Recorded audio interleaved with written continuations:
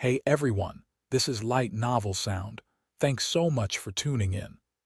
If you're enjoying the series, feel free to leave a like and drop a comment below. It really helps the channel.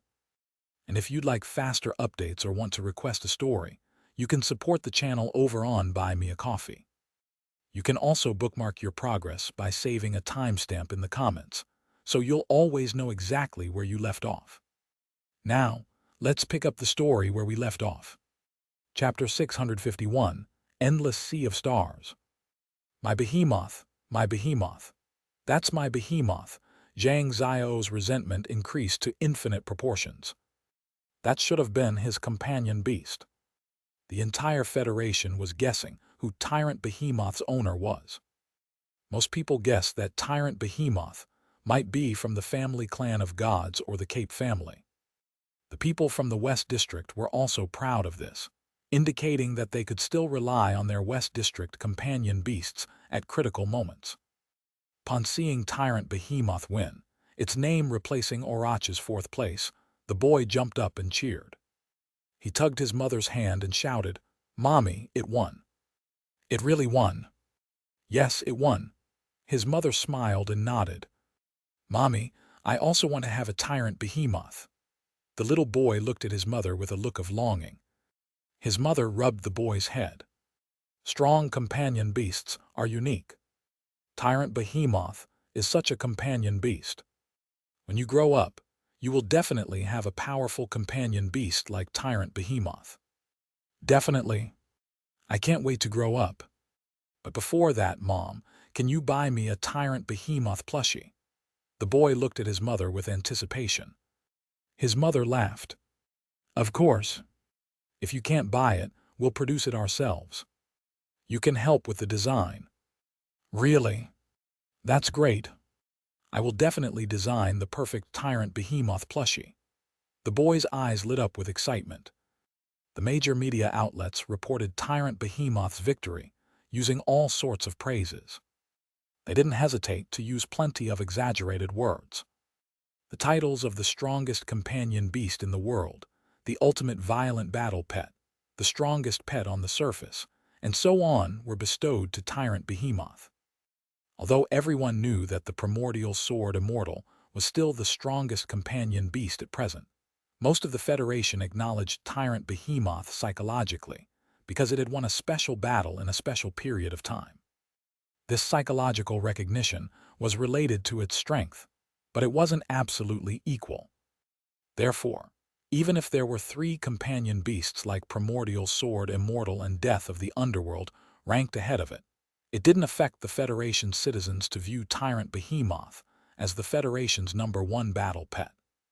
As for the 6 families, they increased their investigations, hoping to find the owner. This battle made them see how terrifying Tyrant Behemoth was. It was a terrifying strength that could really vie for first place. Young Master Wen's Tyrant Behemoth is really terrifying. It looks like he has the chance to vie for first place, and Sheng said with a smile. And Tianzuo sat there reading the documents as though he hadn't heard and Sheng. Zhou Wen naturally didn't know much of the developments. He retracted Tyrant Behemoth and entered the desert under Liu Yun's guidance. Not long after leaving Hat City, the mysterious phone vibrated. Zhou Wen took out his phone to take a look and realized that the download of Netherworld City had been completed. The icon of Netherworld City appeared on the home screen. Liu Yun led the turtle forward while Zhou Wen sat at the back. Without anything to do, he launched the dungeon to see what was different between the game's Netherworld City and the real one. The blood-colored avatar appeared at the entrance of Netherworld City. The door's ghost faces said identical words to the ones in real life. Then, the door automatically opened. He controlled the blood-colored avatar to enter Netherworld City and stepped on the stone slabs on the long street. He saw the number 366 appear on the stone slab. It was the same as entering Netherworld City in real life. The only difference was that in-game, the blood-colored avatar was the only one on the long street of Netherworld City. No one else existed. Zhou Wen attempted to activate God's retreat. Just like in reality, a large number of taboo powers were immediately sucked into the jade infant's body, allowing its evolution. Since he didn't have to worry about death in-game, Zhou Wen decided to give it a try and see if he would really die after using up all his steps. It didn't disappoint Zhou Wen. After the number of steps on the stone slab dropped to 0, God's retreat could only keep the blood-colored avatar safe for a few seconds before it exploded and died. The power was completely unreasonable, and there was no way to defend against it. After entering Netherworld City again, the blood-colored avatar appeared at the beginning of the long street. Before the torture chamber opened, Zhou Wen controlled the blood-colored avatar to farm dimensional creatures. Although the dimensional creatures here were only at the epic stage, their skills were rather interesting. Zhou Wen planned on grinding some companion eggs so that he could use them for pet fusion in the future. Or perhaps he could grind some essence energy skill crystals. If he could use them, it wouldn't be a bad idea to learn the skills himself. Zhou Wen's movement technique was considered top-notch among humans, but it was still lacking in other aspects. Apart from the demonic astral wheel, there was no special skill that could be used. City Lord Netherworld said that one can see the real Netherworld city after experiencing all the punishments. What does that mean? Zhou Wen was still guessing the meaning of the sentence. An hour later, the torture chambers opened, but Zhou Wen realized a problem. Although the white ghosts in-game were afraid of the Hell King Life Soul, they didn't have any intelligence. It was impossible for them to help Zhou Wen cheat like in reality. After all, a game is just a game. It has its limitations. It's too rigid. Zhou Wen was somewhat helpless. There was no way to cheat. If he wanted to reach the end of Netherworld City, he could only suffer the punishment himself. However, the blood-colored avatar shared a special relationship with him. He also felt pain when the blood-colored avatar was tortured. After some thought, Zhou Wen gave up on his previous plan. He only treated Netherworld City as a place to grind companion eggs and essence energy skills. Thankfully, no accidents happened this time. 2 days later, Zhou Wen finally saw the endless sea of stars that Liu Yun had mentioned. Are you sure this is the endless sea of stars? Zhou Wen looked ahead in disbelief. He couldn't believe that this was the endless sea of stars. In front of him was a small lake. Although it looked clear, artificial lakes in parks were much bigger than it. How could such a place be called the endless sea of stars? Zhou Wen didn't see any stars here. There wasn't even a fish in the water. Furthermore, the lake was very shallow, so he could see the bottom at a glance. There was sand below, nothing else. No matter how one looked at it, it didn't look unfathomable like Liu Yun described, a place where most people died if they entered. Liu Yun sat by the lake and took off his shoes. He extended his feet into the lake and said with a pleasant expression, "Calm down. Wait till night time and take another look. You will then know how magical the endless sea of stars is." At night, the stars in the sky twinkled. The sky was especially clear, and the stars looked as though they would fall at any moment. Suddenly, Zhou Wen saw a star really fall from the sky. Furthermore, it was falling towards them. Chapter 652. Sky-Stealing Sun-Shifting Monument. A meteor descended from the sky and landed on the lake, illuminating the entire lake. What was strange was that the seemingly blazing fast meteor rushed into the lake without causing any ripples on the water. Before Zhou Wen could clearly see what was happening underwater, he saw stars fall from the sky. A meteor shower ensued as the meteors headed for the tiny lake, forming a magnificent scene. Are those really meteors? Zhou Wen couldn't be sure. The starlight fell into the lake, but the surface of the lake was calm. It was like a boundless starry sky that could envelop everything. Aren't you going to make a wish? Isn't it said that if you can tie a knot in the corner of your clothes before the meteor disappears, the wish you make will come true? Junior brother, you can give it a try, said Liu Yun. Zhou Wen shook his head and said, "In our hometown, there's no such thing as making wishes under a shooting star. Furthermore, there are taboos that shooting stars are jinxes. It's inauspicious to see them. It might be unlucky." "Pui, pui, pui. Can't you say something auspicious?" Liu Yun said gloomily. Zhou Wen shrugged and didn't say another word as he looked at the lake.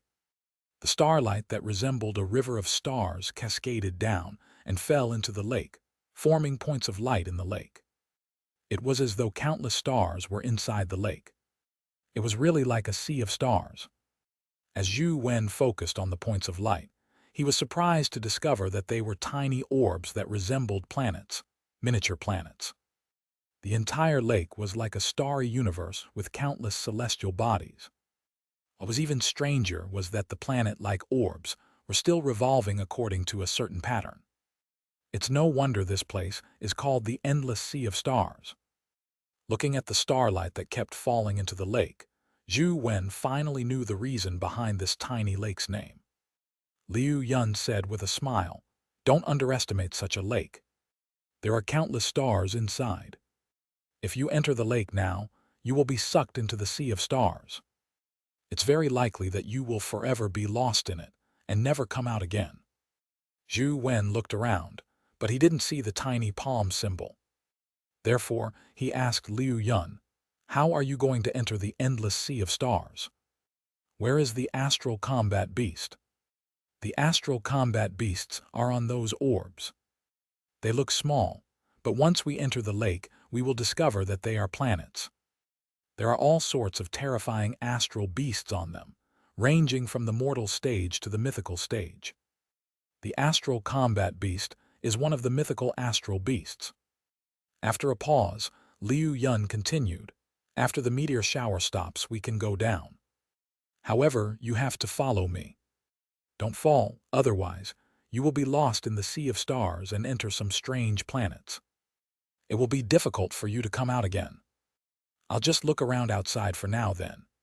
Zhou Wen slowly walked around the lake, hoping to see if there was a tiny palm symbol. As the lake was very small, he circled it in half an hour, but he didn't find the tiny palm symbol. Now that the sea of stars had appeared, he might discover something. The interior of the lake was like a starry universe, but it was still the same size outside. It felt rather enthralling. Zhou Wen circled the lake and carefully looked at every inch of land, but he still couldn't find the tiny palm symbol. Just as he was feeling disappointed, his gaze suddenly swept across a stone monument at the bottom of the lake. It was lying flat with many star patterns on it, like a star chart. Zhou Wen pointed at the stone monument at the bottom of the lake and asked Liu Yun, "What's that?" "That is the sky-stealing sun-shifting monument. As long as you can figure out the profundity of the star chart on it, you will be able to comprehend the sky-stealing sun-shifting art. This is also the key to me comprehending Star Stealer," said Liu Yun. Liu Yun knew that it wasn't that easy to comprehend the sky-stealing sun-shifting monument. Not only did he need extremely high perceptivity, but he also needed a special physique. Zhou Wen didn't have a special physique that matched the sky-stealing sun-shifting art. Even if he did, he was already at the epic stage. He probably couldn't change his essence energy art and try again. Zhou Wen wasn't too interested in essence energy arts. He couldn't finish cultivating too many essence energy arts. Simulating them wasn't difficult, but it was very difficult to level them up. However, since the sky-stealing sun-shifting art was necessary for Star Stealer, Zhou Wen planned on giving it a try to use the Lost Immortal Sutra to simulate it. After circulating the Lost Immortal Sutra, Zhou Wen carefully sized up the stone monument. The star chart on the stone monument kept changing, making it difficult to figure out what it meant. Furthermore, there were no words on it. It was perplexing. Liu Yun actually managed to figure out an essence energy art from such a star chart. He's really a genius. When Zhou Wen carefully sized up the star chart, he had an unexpected discovery. On the corner of the stone monument, there was a tiny palm symbol. The stars on the stone monument were shimmering, but the palm symbol was engraved in a corner, covered in moss. With the lake water separating them, Zhou Wen wouldn't have been able to see it if it wasn't for the starlight's illumination. Eldest senior brother, can we see the sky-stealing sun-shifting monument during the day? Zhou Wen asked Liu Yun. The stone monument is naturally still there during the day, but you can't see the starlight flowing on it during the day. It's just a blank stone monument. It's useless even if you see it. Seeing that the meteor shower had ended, Liu Yun said to Zhou Wen, "All right, let's head down now. I've thought about it. The endless sea of stars is so dangerous. My luck has been very bad recently. I've seen an ominous phenomenon, so I think I won't head in. If you go down, help me see if you can obtain the Astral Combat Beast's Essence Energy Skill Crystal," Zhou Wen said. "Junior brother, that wasn't what you said before. Didn't you say that people shouldn't hide at home just because of bad luck? Why are you suddenly superstitious?" Liu Yun looked at Zhou Wen with a puzzled expression. Zhou Wen thought to himself, "I didn't have the tiny palm symbol previously, so I naturally had to take the risk. Now that I've found the tiny palm symbol, I can return home to comfortably grind dungeons after downloading the game. Why would I take the risk?" Of course, Zhou Wen couldn't tell Liu Yun that. Therefore, he said, "Actually, I just wanted to take a look at this sky-stealing sun-shifting monument. Since I can see it from here, there's no need for me to enter. If you want to head in, go ahead. If you don't wish to enter, just stay around to look at the sky-stealing sun-shifting monument with me." Liu Yun cursed inwardly. "I don't know how many thousand times I've stared at this crappy monument, so why would I continue looking at it? You don't have my heavenly star veins body, so what will you be able to figure out? Even if you were to look at it for 10,000 years, you wouldn't be able to comprehend the sky-stealing sun-shifting art." The reason Liu Yun was able to comprehend the sky-stealing sun-shifting art back then was that the star chart on the stone monument had triggered his heavenly star veins. Only by allowing the heavenly star veins sense the trajectories of the stars could one gain insight. Without the heavenly star veins, just looking at the star chart was useless. Chapter 653, Planet Devourer. All right then. Take your time. However, don't go down to the lake alone. It wasn't easy for me to make the trip here. I'll go down and hunt some astral beasts. If I'm lucky, I'll be able to have an essence energy skill crystal drop from killing astral combat beasts. I'll exchange it for my autograph." Liu Yun walked into the lake. "Eldest senior brother, be careful," Zhou Wen said. "I wouldn't be so unlucky without you by my side," Liu Yun said as he went into the water. Zhou Wen watched as Liu Yun entered the lake. The lake appeared shallow, but when Liu Yun stepped into the water, his body kept sinking as though the bottom was nowhere in sight. Furthermore, his body shrank as he descended. Finally, he floated towards the orbs like a speck of dust, disappearing in the blink of an eye. What a magical dimensional zone! When it's daytime, I'll go down to the lake to take a picture of the tiny palm symbol. After downloading the Endless Star Sea dungeon, I'll be able to farm it as I wish." Zhou Wen sat down by the lake and carefully observed the star chart on the sky-stealing sun-shifting monument. After looking at it for a while, the Lost Immortal Sutra showed its effects. The circulation of essence energy became slower and slower before completely stopping. After that, his essence energy suddenly surged and circulated in Zhou Wen's body in a new way. The sky-stealing sun-shifting art was different from the essence energy arts Zhou Wen had cultivated in the past. It was a very magical feeling. It felt as though the essence energy in his body had transformed into countless stars that circulated in his body. Furthermore, when it circulated, it wasn't a linear movement. Instead, it was like a true celestial body's trajectory that formed a galaxy. It didn't take long for Zhou Wen to gain a basic mastery of the sky-stealing sun-shifting art. However, it wasn't that simple to level it up. Zhou Wen wasn't in a rush to cultivate. It was useless to be anxious. This wasn't something that could be mastered in a day or two. He found a rock by the lake and sat down. He took out his phone and started to grind. He would head down to the lake to take a picture of the tiny palm symbol during the day. There was still plenty of time until daybreak after Zhou Wen cleared one dungeon. Liu Yun hadn't returned. He stood up and stretched his body.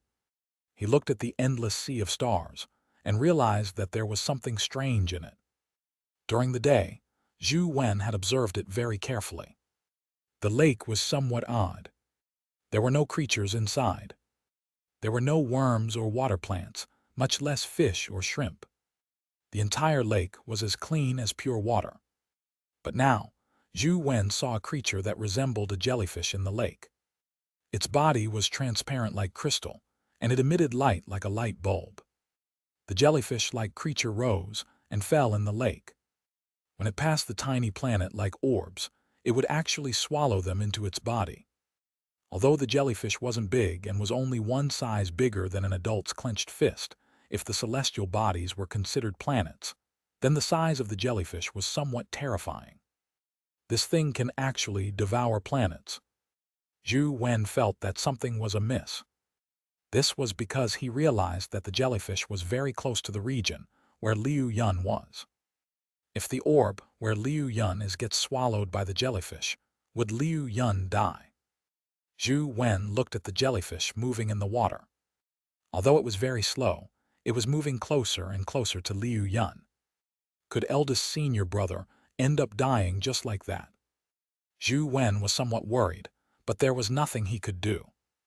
There are just too many orbs in the lake. It's like a sea of stars. I only know the general direction Liu Yun took, but I don't know which orb he's on. It's too late even if I head in now. After some thought, Zhou Wen summoned the golden overlord sword and slashed out a sword beam at the jellyfish in the lake. However, the moment the sword beam entered the lake, it became smaller and smaller. In the end, it was as tiny as a needle tip. It vanished when it was still a distance away from the jellyfish. Furthermore, the sword beam had become so tiny. Even if it struck the jellyfish, it wouldn't be of much use. Eldest senior brother, it's not that I don't want to save you, but I really can't. Zhou Wen slashed a few more times, but to no avail. All he could do was watch helplessly as the jellyfish approached the area where Liu Yun was. It's over. The jellyfish soon arrived at the area where Liu Yun was and swallowed the nearby orbs. When the orbs entered its body, they were like glowing jelly beans that spun around its body before slowly melting until they vanished. Eldest senior brother, I didn't expect you to die like this. You didn't even leave any clothes behind. I can't even make a cenotaph for you. Just as Zhou Wen was sighing, he suddenly heard a whoosh. Liu Yun emerged from the lake, looking extremely disheveled. His clothes looked as though they were made of paper, turning into paste when touching the water. Junior brother, are you messing with me again? Are you trying to burn bridges and make me die down there? Liu Yun jumped onto the shore and questioned Zhou Wen angrily. Eldest senior brother, what do you mean? I saw the monster in the water devouring the orbs and wanted to save you, but all the attacks that hit the water became insignificant. I had no choice, Zhou Wen said. If you weren't behind this, why would I be so unlucky to encounter a planet devourer? That thing doesn't usually appear, Liu Yun said with widened eyes. Eldest senior brother, you've really misunderstood me. I'm not familiar with this area. I still need you to take me out of this desert. Even if I wanted to do something to you, I wouldn't choose this moment. Besides, if I wanted to mess with you, I don't need to secretly do it, right? I knew it. It's not auspicious after seeing an ominous phenomenon, Zhou Wen said. Liu Yun found that what he said made sense and couldn't help but say gloomily, why am I so unlucky at the moment? I clearly didn't see the planet devourer before I went down. Thankfully, I have deceptive skills. Otherwise, I would have died even if I had 10 lives. What is that planet devourer? It should be a mythical creature, right? Can it really devour a planet? Zhou Wen was rather curious about the jellyfish-like planet devourer. I don't know if it can devour a planet in real life, but in the endless sea of stars, that fellow is an overlord. No matter what kind of astral beast it can devour them in one mouthful. Even the celestial bodies inside the endless sea of stars are no exception. However, the celestial bodies in the endless sea of stars are much smaller than real planets. I reckon that the planet devourer can only devour mountains outside the endless sea of stars, said Liu Yun. Do you think my tyrant behemoth can kill it? Zhou Wen pondered. Probably not. Tyrant behemoth isn't good at aquatic warfare, right? Liu Yun looked at the planet devourer in the lake and said, I really don't know. Zhou Wen planned on letting Tyrant Behemoth try after he downloaded the dungeon. As there was a planet devourer, Liu Yun didn't dare enter the endless sea of stars again. All he could do was stay by the lakeside with Zhou Wen. Chapter 654, Sky-Stealing Sun-Shifting Art. Junior brother, you've been staring at it for so long. Have you figured out anything? Liu Yun sat beside him and asked in boredom. A little, Zhou Wen said. How much is a little bit? Liu Yun continued asking. There was no way he could figure it out without having a physique that was compatible with the sky-stealing sun-shifting monument. Therefore, Liu Yun didn't believe Zhou Wen's words. This had nothing to do with whether he was a genius or not. It didn't even have much to do with his perceptivity. Without the heavenly star veins, it was impossible to figure it out. This was the foundation, just like how one couldn't build a skyscraper without a foundation. Zhou Wen had no chance of figuring out the sky-stealing sun shifting. Just a little, Zhou Wen said with a smile. Liu Yun curled his lips and didn't ask any more. Zhou Wen kept staring at the endless sea of stars, hoping to see what else there was in the sea of stars other than the planet devourer. Unfortunately, apart from the planet devourer, there were no other dimensional creatures. Besides this planet devourer, is there no other dimensional creature in the endless sea of stars? Zhou Wen asked. There are astral beasts on those small planets, but they are only active on the planets and are unable to leave them. Outside the small planets, there's only one planet devourer. It's the king here. It pops a planet with each bite, devouring even the dimensional creatures on it. It's an invincible existence. I am good at deception, so I managed to escape. If it were another person, even if the 6 heroes were revived, they wouldn't be able to escape its devouring, Liu Yun said smugly. Zhou Wen watched for a while and felt bored. He took out his phone and gamed, grinding mythical creatures and rare dimensional creatures. If you are done watching, let's go back. Although we won't encounter danger if we do not enter the endless sea of stars, who knows when something might happen in a place like a desert. The two of us have been unlucky recently. It's best we return soon, said Liu Yun. I want to go underwater to take a look at the sky-stealing sun-shifting monument during the day. Perhaps I might discover something, Zhou Wen said half-truthfully. Liu Yun curled his lips and said, Junior brother, don't blame me for being blunt. If you can't figure it out at night, what would you figure out in the day? There will not be any starlight chart in the day. It'll be a bare and dilapidated monolith. I came all the way here. I'm not willing to give up if I don't take a look, Zhou Wen said, unmoved. All right, let's wait until you are done looking at it in the morning. I'll sleep for a while. Wake me up later. Liu Yun lay down and fell asleep. He was asleep in less than 3 seconds. His sleeping posture was very strange. Zhou Wen felt that he was like a cat that could bounce up from the ground at any moment. After taking a closer look, he realized that Liu Yun's sleeping posture was extraordinary. No matter which direction he was attacked from, his posture allowed him to easily react to it. To be able to develop such a sleeping posture, Liu Yun must have experienced many things in the past. How could a normal person be so wary when sleeping? Zhou Wen's senses were very sharp, but he wouldn't maintain a combat-ready sleeping posture while sleeping because he didn't have such a realization. Of course, With Truth Listener around, it was impossible for ordinary people to get close to him without being discovered. Although he had obtained quite a number of companion eggs after gaming the entire night, Zhou Wen didn't get any he wanted. Medusa, Xianxia, Torch Dragon, and company hadn't dropped companion eggs. That shouldn't be the case. Every time I kill them, I bring the baby tiger with me. After killing them so many times, logically speaking, there should be one dropping. Zhou Wen was somewhat depressed. The night quickly passed. In the morning, the starlight in the lake surged into the sky like a stream and vanished into the void. The lake returned to normal. It looked like an ordinary lake. It was unimaginable that it would turn into a starry sky at night. Liu Yun didn't lie to him. The sky-stealing sun-shifting monument was still in the lake. Zhou Wen woke Liu Yun up and asked if there was anything to take note of when entering the lake. There's nothing. As long as you aren't going into the lake at night, this lake isn't much different from ordinary lakes.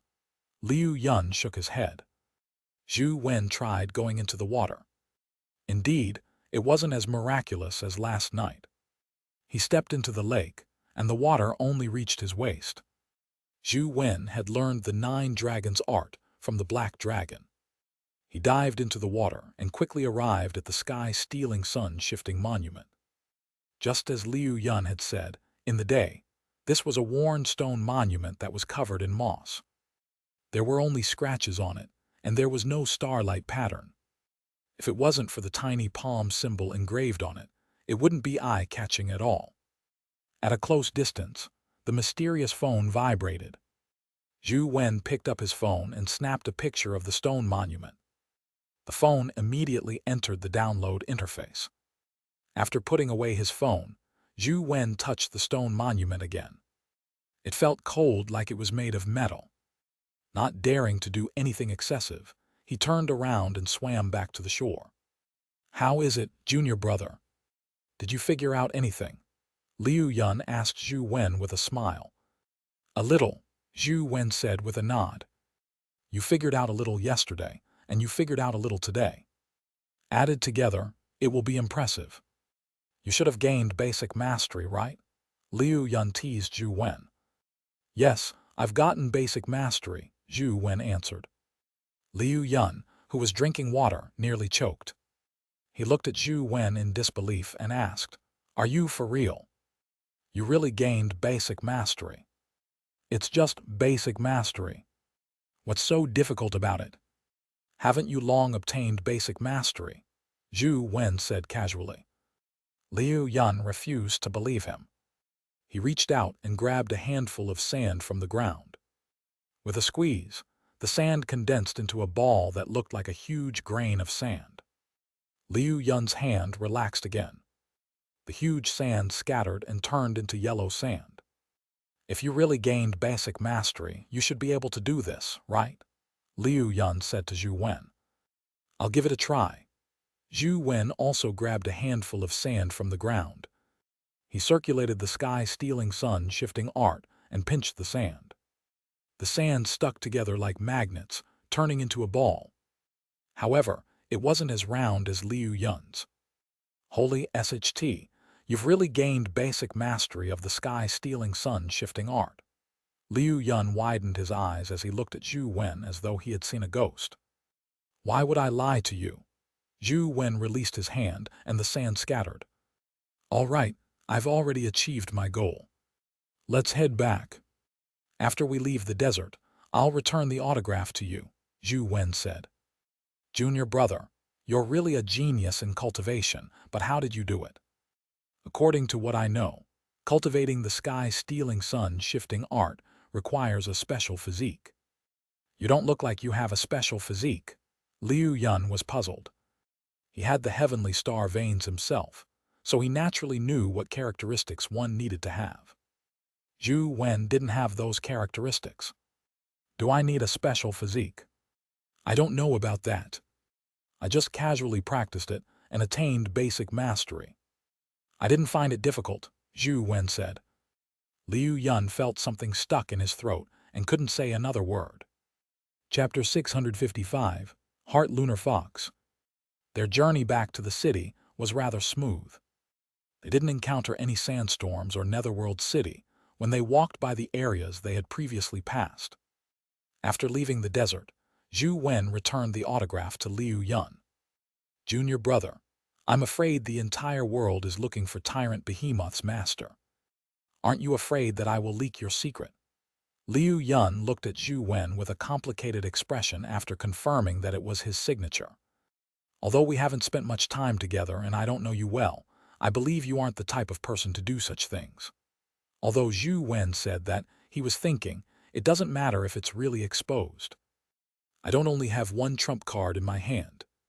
Since I've placed it on the rankings, I'm already mentally prepared to expose myself. I like hearing what you said. Don't worry. After all, you are my junior brother. As a senior brother, I won't harm you. I will help you keep the secret, said Liu Yun with a smile. It was unknown if he was telling the truth. All right, let's go our separate ways here. I should return as well.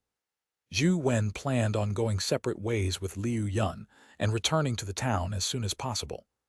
The ranking battle hadn't ended. Tyrant Behemoth was only ranked 4th, so it should still have a chance to make further challenges. Liu Yun clearly didn't wish to continue being with Zhou Wen. Ever since he met Zhou Wen, his luck had been terrible. He seriously suspected that it was a result of the 2 blades on Zhou Wen. Junior brother, I don't know when we will meet again after today. Here's a farewell song, Liu Yun said generously. All right, Zhou Wen nodded. He never expected Liu Yun to actually know how to sing. Beautiful ladies, ladies, ladies have walked into Sup 1/Sup.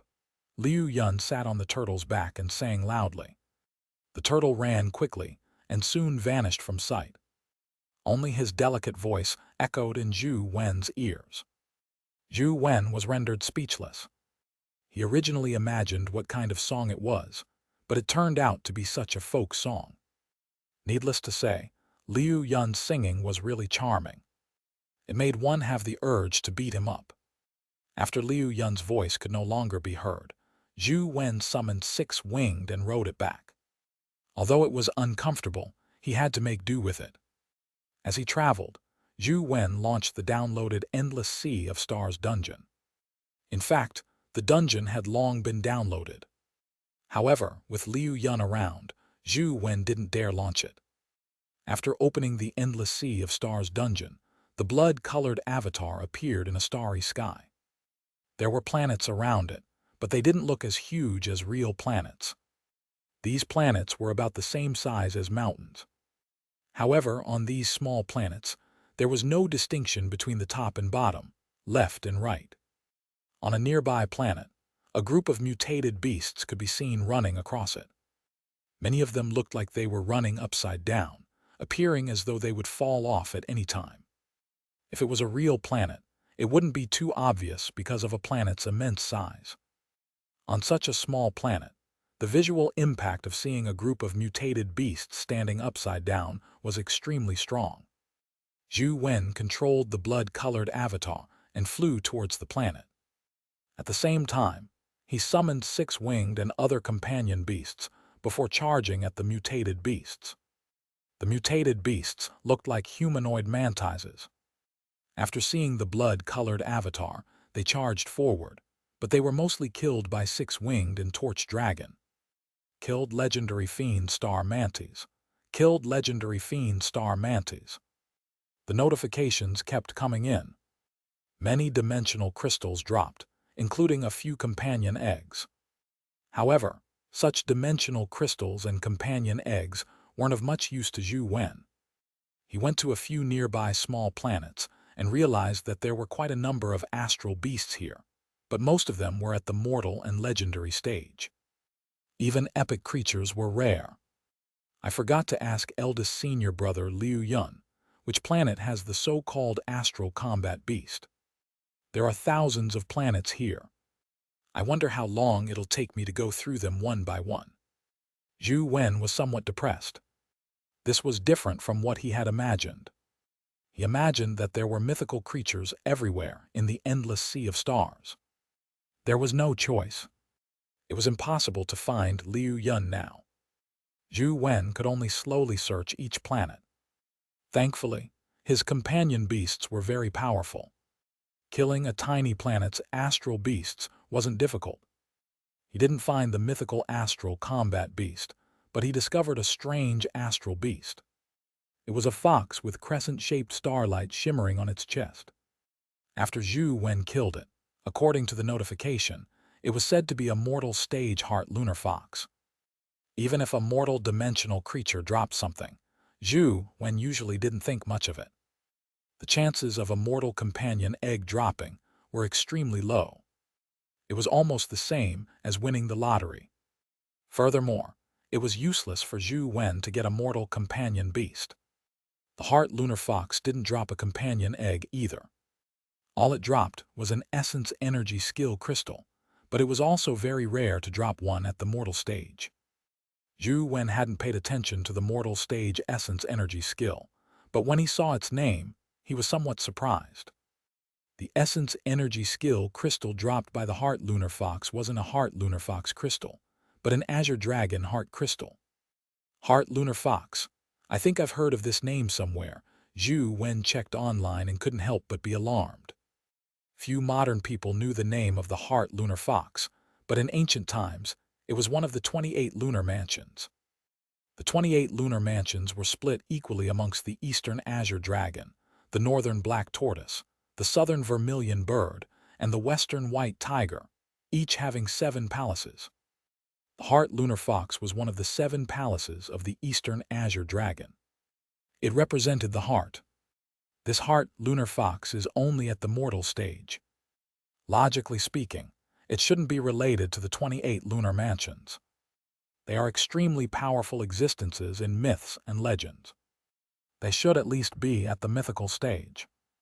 Even if they aren't at the mythical stage, they shouldn't be at the mortal stage, right? However, the essence energy skill crystal dropped by the heart lunar fox is actually called the azure dragon heart crystal. It doesn't seem right if it's unrelated. Zhou Wen thought for a moment and let the blood-colored avatar absorb the azure dragon heart crystal to see what essence energy skill he would learn. Typically, mortal stage essence energy skill crystals could be absorbed easily. But when Zhou Wen absorbed them, he realized that the essence energy art wasn't compatible. A mortal stage essence energy skill actually requires an essence energy art to match. This was the first time Zhou Wen had encountered something like this. He couldn't help but feel intrigued. After some thought, he changed his essence energy art to sky stealing sun shifting and absorbed the azure dragon heart crystal. This time, he successfully absorbed it. This essence energy skill was somewhat odd. Typical essence energy skills opened up an essence energy circulation path in one's body.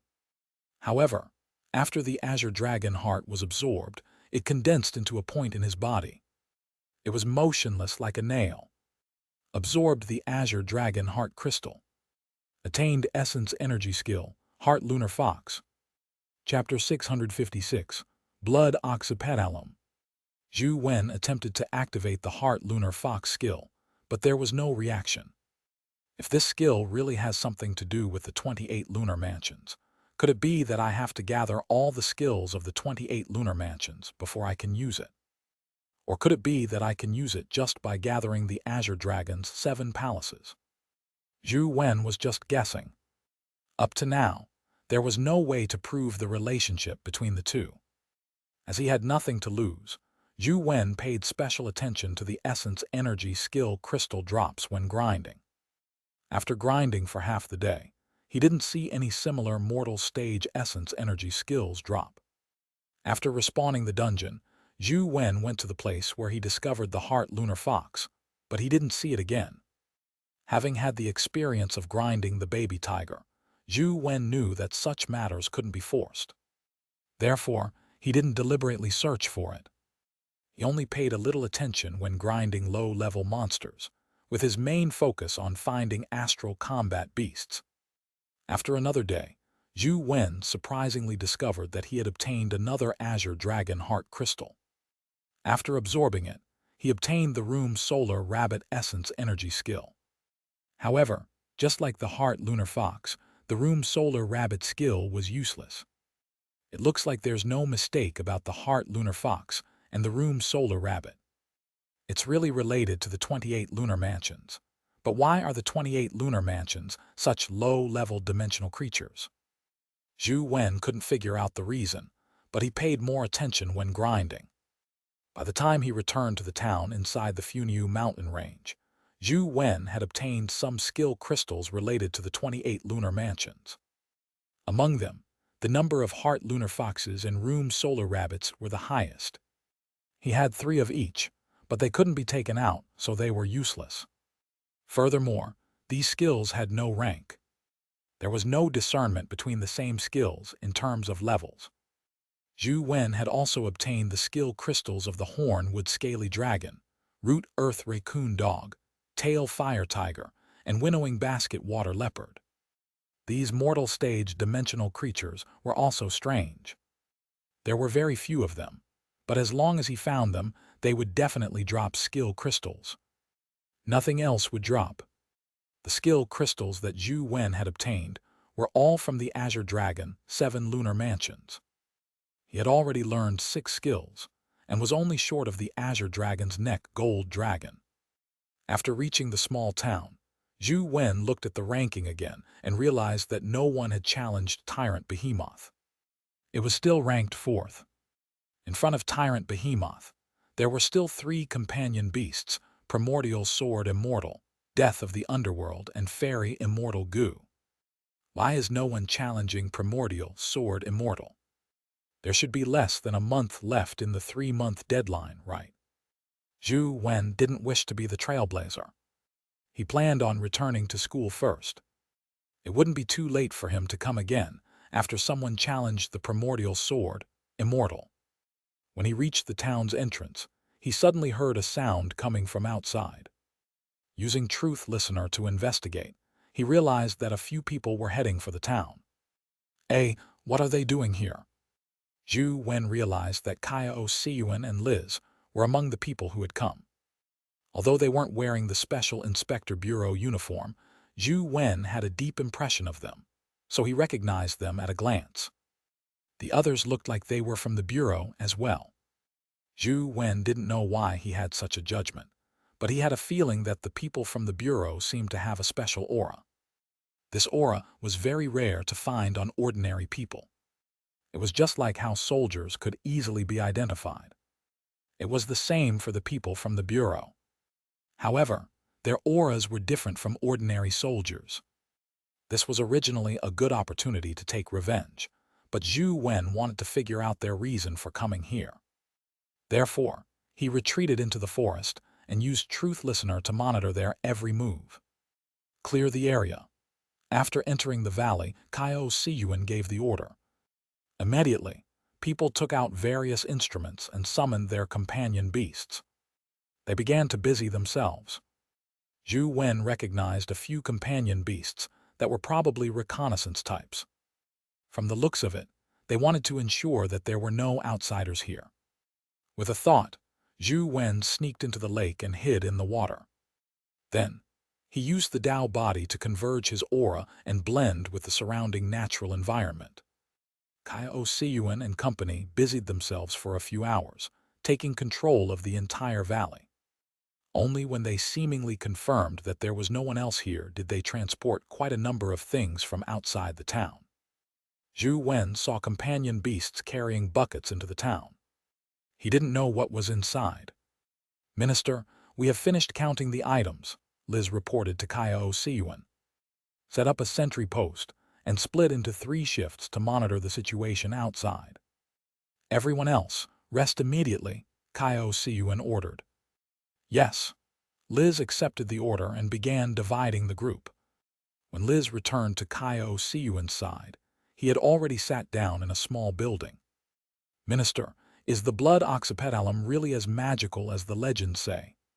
Liz poured a cup of tea for Xianxia and asked curiously.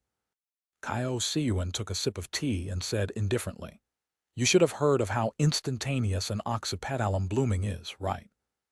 "I've heard of it, but I heard that it's just an exaggerated metaphor from the people of the East District.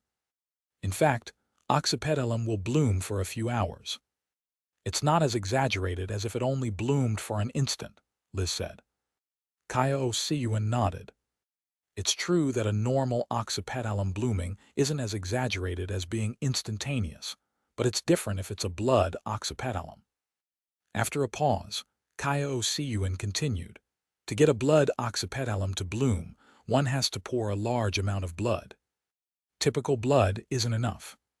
It has to be the blood essence of dimensional creatures. The more blood the blood oxypetalum absorbs, the purer it becomes. The flower that blooms will also become more beautiful. Furthermore, it can give birth to a blood oxypetalum seed.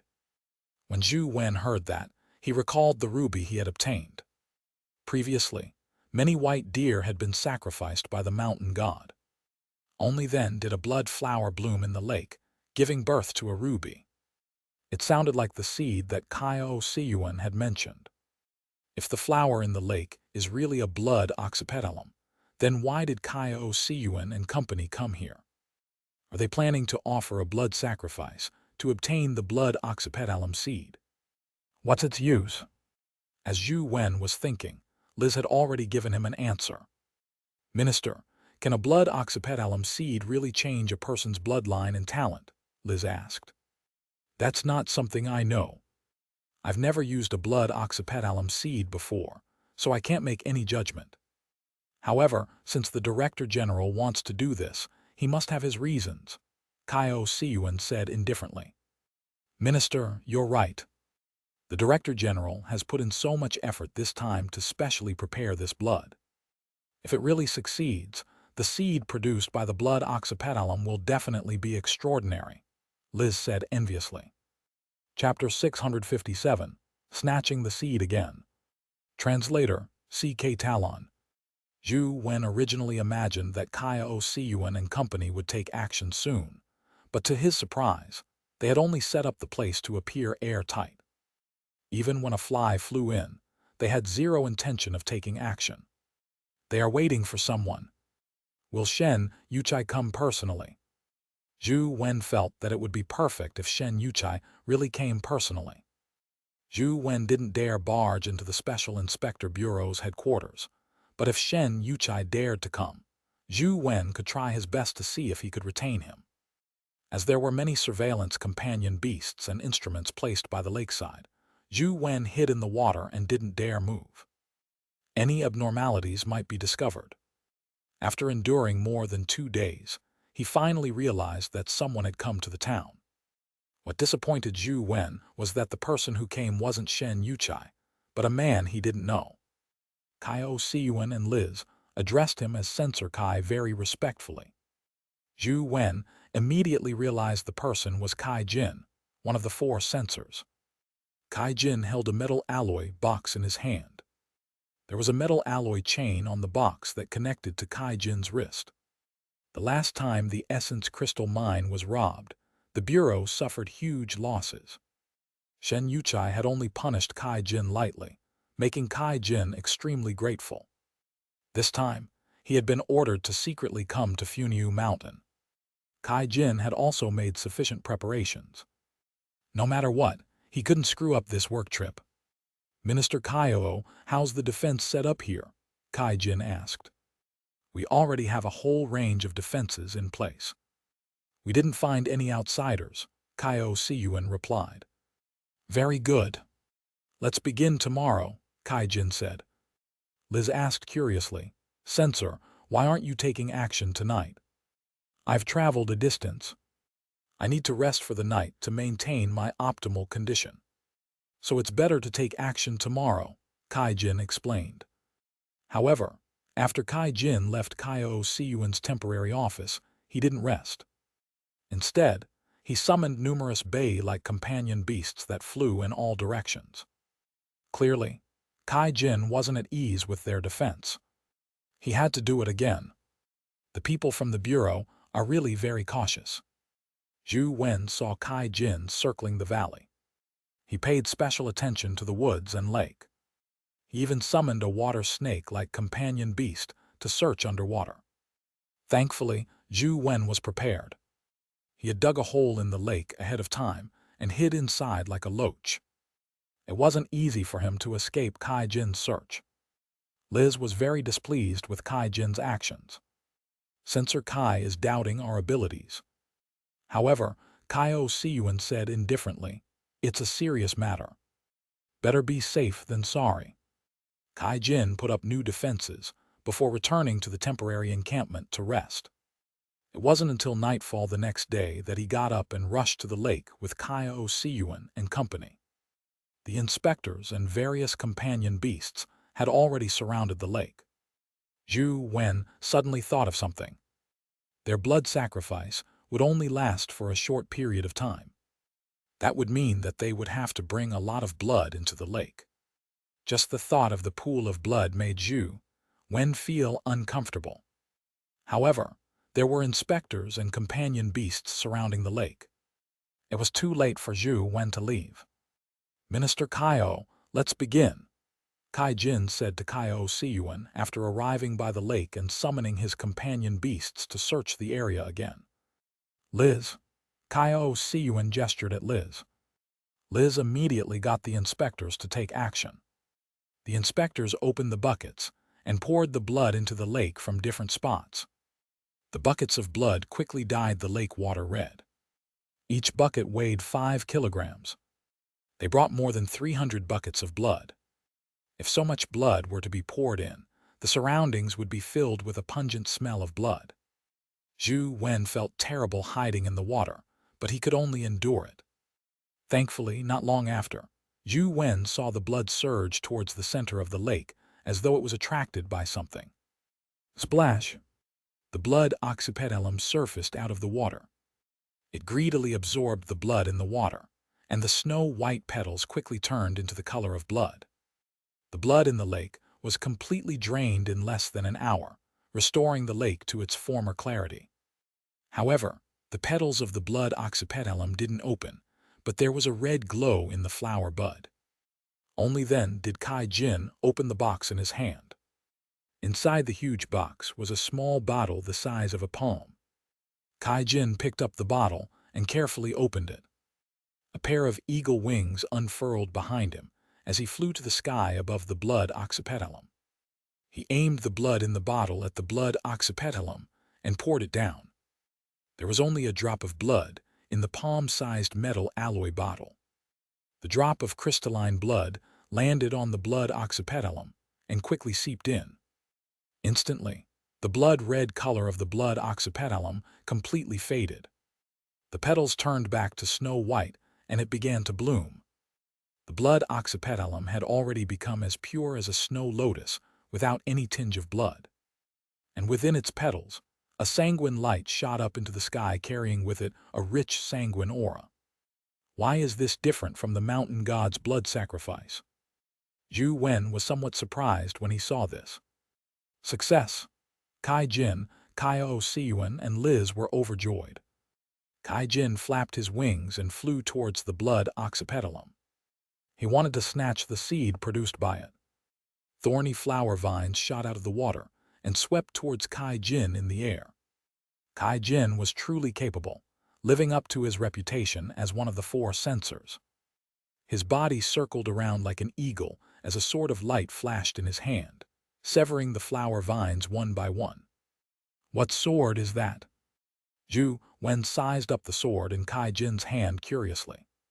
The sword didn't have a corporeal blade. It was completely condensed from light. It looked a little like the legendary lightsaber, but a lightsaber would have a device that beamed out the laser. However, the sword was completely condensed from light without any equipment. The flower vines had been sliced off, and Kai Jin successfully approached the petals. The blood oxypetalum was no longer able to resist, and Kai Jin was on the cusp of success.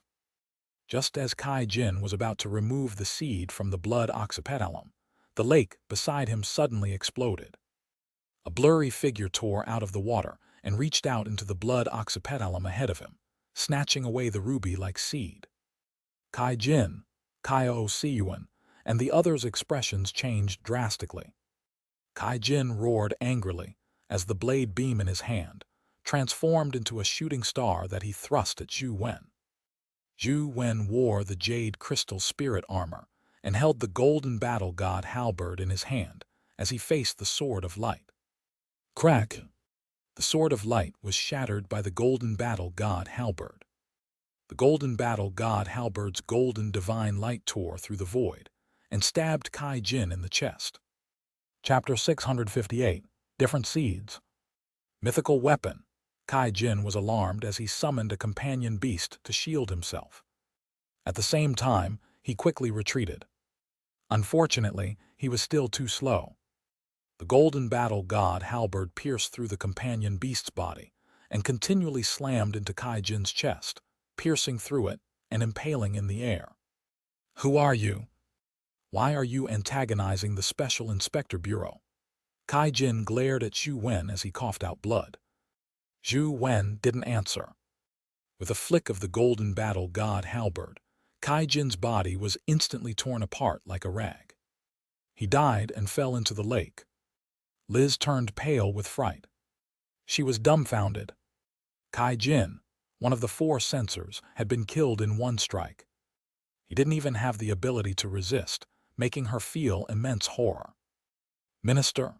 Liz turned her head and realized that Kai Xianxia had disappeared. She had no idea when he had escaped. Liz was instantly alarmed as she turned and ran. The other inspectors also reacted. Seeing that Kai Xianxia had run out of sight, they scrambled to escape. Zhou Wen didn't chase after the inspectors. He didn't like killing, but this wasn't why he didn't chase after them. The Special Inspector Bureau was a department. Even if he killed the inspectors, they could still recruit new inspectors. Killing them was meaningless. Zhou Wen's body moved and instantly appeared in front of Liz, blocking her path. The golden battle god halberd pointed at her chest as the golden divine light flickered, illuminating her pale face. I'm Liz from the Cape family. Let me go. You can receive anything you want, Liz said in horror, not daring to move. Zhou Wen looked at Liz and said indifferently, Your red convertible sports car isn't bad. It can still be driven, even after such a heavy collision. Liz's pupils immediately constricted when she heard that.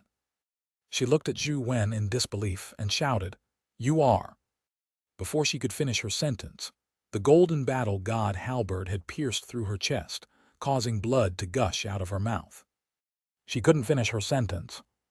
Liz glared at Zhou Wen as though she couldn't believe that she was about to die. Rest in peace. I'll get the Cape family to accompany you soon. Zhou Wen raised the golden battle god halberd in his hand, and Liz's body was ripped apart. Zhou Wen used Truth Listener to search his surroundings, but he didn't find Kai Xianxia. He did not know how he had escaped. Knowing that he couldn't stay here any longer, Zhou Wen ignored the ordinary inspectors and quickly left the Funiu mountain range. After taking a detour out of Funiu mountain range, Zhou Wen secretly returned to campus. After returning to his dorm, he realized that the chick and antelope were eyeing him covetously. Zhou Wen hurriedly took out the items he had prepared and handed them over. I brought you something good. Take a look and see if you like it. It's a desert specialty. After placating the 2 of them, Zhou Wen returned to his room and took out the 2 ruby-like blood oxypetalum seeds to compare them. The 2 seeds looked about the same, but their sizes were different. The one he had just obtained was slightly bigger, and the color was deeper. The color of the first one was relatively light, making it crystal clear. Banana Fairy's eyes lit up when she saw the 2 seeds. She flew to Zhou Wen's side and looked at him pitifully. You want this? Zhou Wen moved one of the seeds in his hand in front of Banana Fairy. Banana Fairy shook her head and pointed at the blood oxypetalum seed in Zhou Wen's other hand. Aren't these 2 seeds the same? Zhou Wen was somewhat surprised. The one Banana Fairy wanted was from Mountain God's blood sacrifice. After handing the seed to Banana Fairy immediately hugged it happily. After she hugged the seed, The blood oxypetalum seed turned into red beams of light that surged towards Banana Fairy's body. Soon, it completely enveloped Banana Fairy and formed a red cocoon. Is this an evolution? Zhou Wen was delighted. After Banana Fairy's evolution, she would advance to the mythical stage. Zhou Wen had a lot of feelings for Banana Fairy, who had been following him for a long time. To be able to advance to the mythical stage, no matter how much her combat strength improved, was a good thing for Zhou Wen.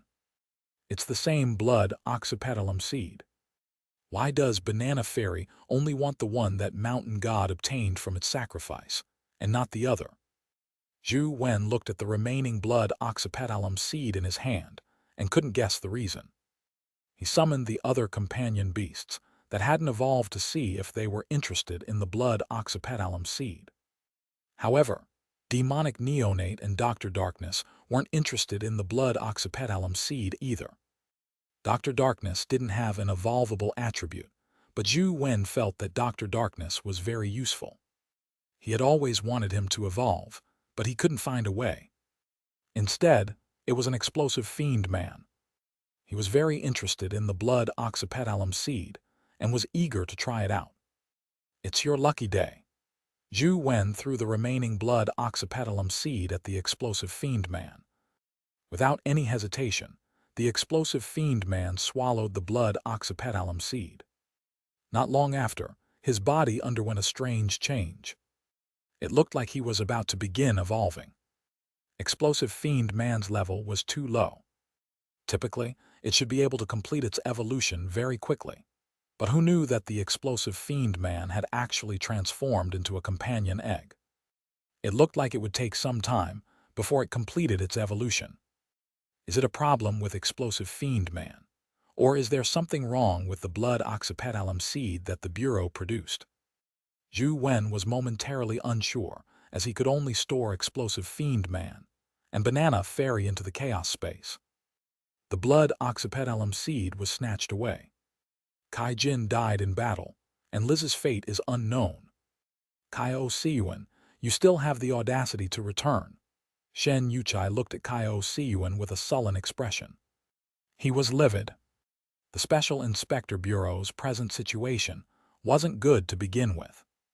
He had spent immense effort to obtain the blood essence of dimensional creatures, especially that one drop of divine blood. It was impossible for him to obtain a second drop. Not only was it gone, but Kai Jin and Liz's lives were also lost. Kai Jin's death was fine, but Liz was a member of the Cape family. It would be troublesome to explain this matter to them. Director General, I deserve death. However, if I didn't bring back the enemy's information, my death would be of zero value, Xianxia said as he played a video. It was the video of Zhou Wen snatching the blood oxypetalum and killing Kai Jin. A mythical weapon. It looks like something from the West District, Xianxia said as he looked at the golden battle god halberd in Zhou Wen's hand. I've already investigated it. This is the mythical creature, golden battle god halberd of the metalwork temple in the Peninsula of Gods. The members of the family clan of gods had previously killed the golden battle god halberd, Xianxia said. Chapter 659, Fiend Man Evolution. Are you telling me that this person comes from the family clan of gods? Xianxia frowned. That's not what I meant. Based on the information we currently have, the family clan of gods has the highest chance of possessing the golden battle god halberd, Xianxia said. Xianxia looked at Xianxia for a while before saying meaningfully, Your intelligence is timely. Xianxia's expression didn't change as he said, It's my job. Director General, you handed such an important mission to me, but I screwed it up. I deserve death. Please mete out your punishment. Xianxia looked at Xianxia and said with a smile, Then go to the Cape family and explain this matter clearly. Yes, I screwed up. I will definitely explain it to Senator Cape. It has nothing to do with our Special Inspector Bureau. After bowing, Xianxia left Xianxia's office. After Xianxia left, a person walked out of an inner room. It was a woman in a suit, and she looked very capable. However, she was wearing a hat that was pulled very low. With large sunglasses covering half of her face, it was almost impossible to tell her looks. However, her full, fair chin and red lips left a deep impression. "Button, what do you think of this person?" Xianxia asked the woman. The woman called Button said calmly, "Do you mean the person in the video or Minister Kaio?" "Both." Xianxia tapped his fingers rhythmically on the table as though he was thinking about something. "The person in the video wears an unknown type of armor.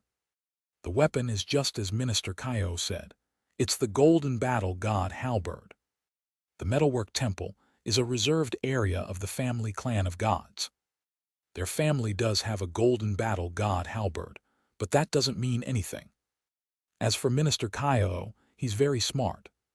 He gave himself a chance to live, and has given the Cape family an excuse. The Cape family probably won't make things difficult for him when he goes to them," said Button. Xianxia nodded. "Among the many ministers, Zhou Wen is the most capable. Furthermore, he keeps a low profile and doesn't fight for fame or fortune. At the same time, he doesn't even have many hobbies." "Do you think there's something wrong with him?" Button asked. The operation, this time, was highly confidential. Very few people knew about it. Only Kai Jin, Zhou Wen, and Liz knew the details. Kai Jin was an extremely careful person. Under such circumstances, he was actually ambushed and had the blood oxypetalum seed snatched from him. "There's a high chance that there's a traitor in our midst," Xianxia said after some thought. "Do you want me to investigate?" Button asked. "You don't have to worry about that. Help me make a trip to the family clan of gods and send a copy of the video to them," Xianxia said. Zhou Wen grinded dungeons in his dorm the entire time, but strangely, he obtained plenty of the 6 skills such as the Room Solar Rabbit, but he failed to obtain a single neck gold dragon. With one of the Azure Dragon 7 palaces missing, the other 6 were useless. In the boundless endless sea of stars, he also failed to find the astral combat beasts. This dungeon was just too huge. Zhou Wen guessed that it would take him a month or 2 to clear it. However, he could do nothing else if he continued grinding like this. It would take up all his time. Most of the dimensional creatures in the endless sea of stars were useless. This left Zhou Wen vexed. "Wait a minute. There are actually 28 lunar mansions in the endless sea of stars. Then, is the distribution of the planets here related to the 28 lunar mansions?" Zhou Wen decided to check. The 28 lunar mansions was the ancient way of dividing the cosmos. They divided the area around the celestial sphere's ecliptic plane and celestial equator into 28 regions. If the endless sea of stars was really arranged in such a pattern, one could determine the location of the 28 lunar mansions. However, Zhou Wen's understanding of such knowledge was very limited. He only knew the name, but he knew nothing about the distribution. He went online to search for some information, but there were many contradictory points on the internet. Furthermore, they explained things unclearly. After reading for a long time, Zhou Wen roughly figured out the approximate distribution and locations of the 28 lunar mansions. After comparing it with the Endless Sea of Stars dungeon, he realized that some of the star charts in the Endless Sea were indeed similar to the 28 lunar mansions. And the place where he had obtained the skills like the Room Solar Rabbit and Heart Lunar Fox was none other than the region of the Azure Dragon's 7 palaces. This region was extremely huge. After grinding for so long, Zhou Wen still failed to leave the range of the Azure Dragon's 7 palaces. It's indeed so. It's no wonder I only managed to obtain the Azure Dragon's 7 palaces skills. Zhou Wen roughly analyzed the situation and rushed to the stellar domain where the neck gold dragon was. He planned on farming the neck gold dragon to see what use those skills had. However, the neck gold dragon didn't appear that easily. He swept the entire area, but saw nothing of the neck gold dragon. Don't tell me this is as difficult to farm as Poison Dragon Palm 3. He felt that things weren't looking good. He had 6, but was still lacking 1. If it was really that difficult to farm for it, he didn't know when he would be able to have it drop. How can I find Liu Yun? I have to ask which small planet the so-called astral combat beast is on. Zhou Wen was extremely vexed. His knowledge of Liu Yun was very limited. He didn't have his phone number or address, so he didn't know how to find him. After grinding for a few days, Zhou Wen was on the brink of giving up. It was indeed difficult to farm for neck gold dragons.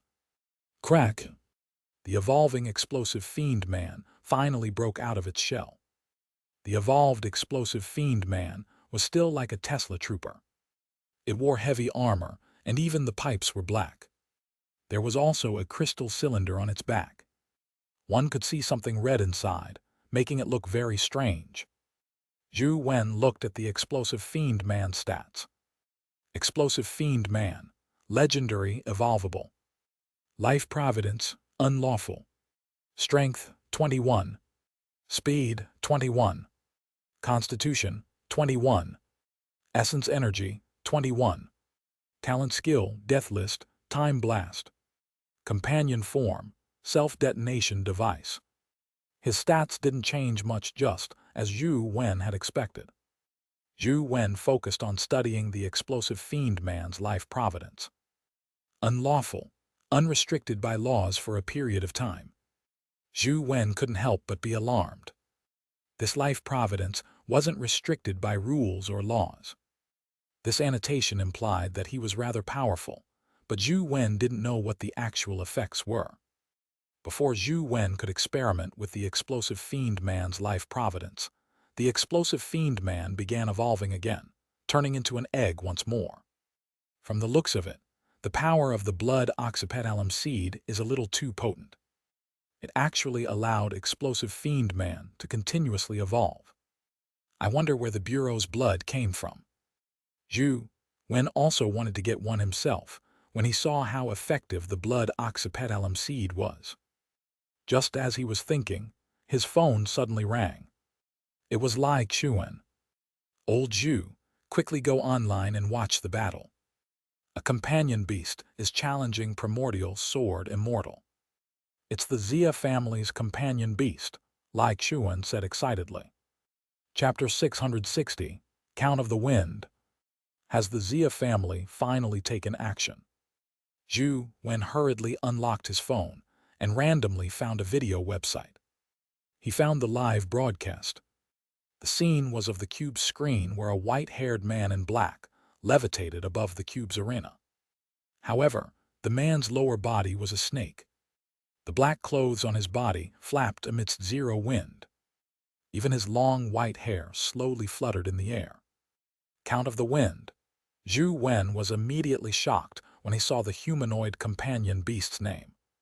Count of the Wind and the Lord of the Rain were famous existences who had participated in the Zhualu battle. He never expected the Xia family to have a terrifying companion beast like Count of the Wind. That's not right. I didn't find Count of the Wind and the Lord of the Rain in Zhualu. Where did the Xia family's Count of the Wind come from? Zhou Wen frowned in thought. Logically speaking, Count of the Wind should be in Zhualu, but it wasn't to be found.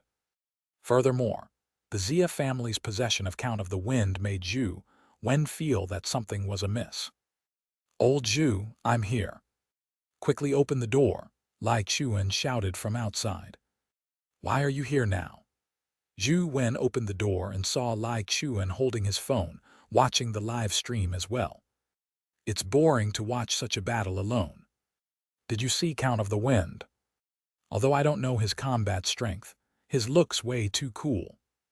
As expected of a famous existence in the mythical battle, Lai Xuan said as he looked inside. Seeing the antelope sleeping on the sofa, he carefully walked in and pulled a chair to sit down. It's definitely not as simple as a probe if the Xia family is taking action. Just as Zhou Wen was speaking, he suddenly saw a flash on the combat platform. Primordial Sword Immortal had already charged over and accepted the challenge. Primordial Sword Immortal was straightforward. After appearing, the ruby on its hilt emitted sword beams that transformed into a rain of swords that charged at Count of the Wind. Count of the Wind floated in the air as a formless wind thrust his body. He fanned the sword rain with the peacock-feathered fan in his hand. The formless wind immediately reversed the sword rain's direction and collided with the sword beams behind it. Immediately, an explosion sounded as the sky was filled with sword flashes. A sword hum resounded through the void as Primordial Sword Immortal automatically unsheathed its scabbard and slashed at Count of the Wind with terrifying speed. Count of the Wind's body drifted as though he was being carried by the wind. He easily dodged Primordial Sword Immortal's attack. However, Primordial Sword Immortal refused to give up. It slashed at Count of the Wind again and again as sword beams crisscrossed, as though they were about to tear the world apart. The Golden Overlord Sword and Primordial Sword Immortal were considered similar companion beasts, but the Golden Overlord Sword was much weaker in comparison. Primordial Sword Immortal wasn't just slashing. Its every move was a profound sword technique. It was a real sword technique, not an essence energy skill. Zhou Wen could even sense the astonishing sword intent. Just the sword intent alone made Zhou Wen sigh at his inferiority. Even his transcendent flying immortal was inferior to that sword's realm. Holy SHT, how can this be? A sword actually has such a terrifying sword technique and sword intent. Who can beat it? Lai Xuan also noticed the uniqueness of the situation as he exclaimed in surprise. Zhou Wen nodded with a heavy expression. Although Lai Xuan appeared as carefree as usual, Zhou Wen could sense that he cared a lot about Count of the Wind. Zhou Wen also understood why Lai Xuan cared so much about it. Lai Mobai had once said that the reason their talented eldest brother died so early was because of the Xia family. Lai Xuan treated the Xia family as a conjectured enemy, which was why he was so concerned. Count of the Wind rode the wind and floated amidst the shocking barrage of sword techniques. The terrifying Primordial Sword Immortal was unable to injure him at all.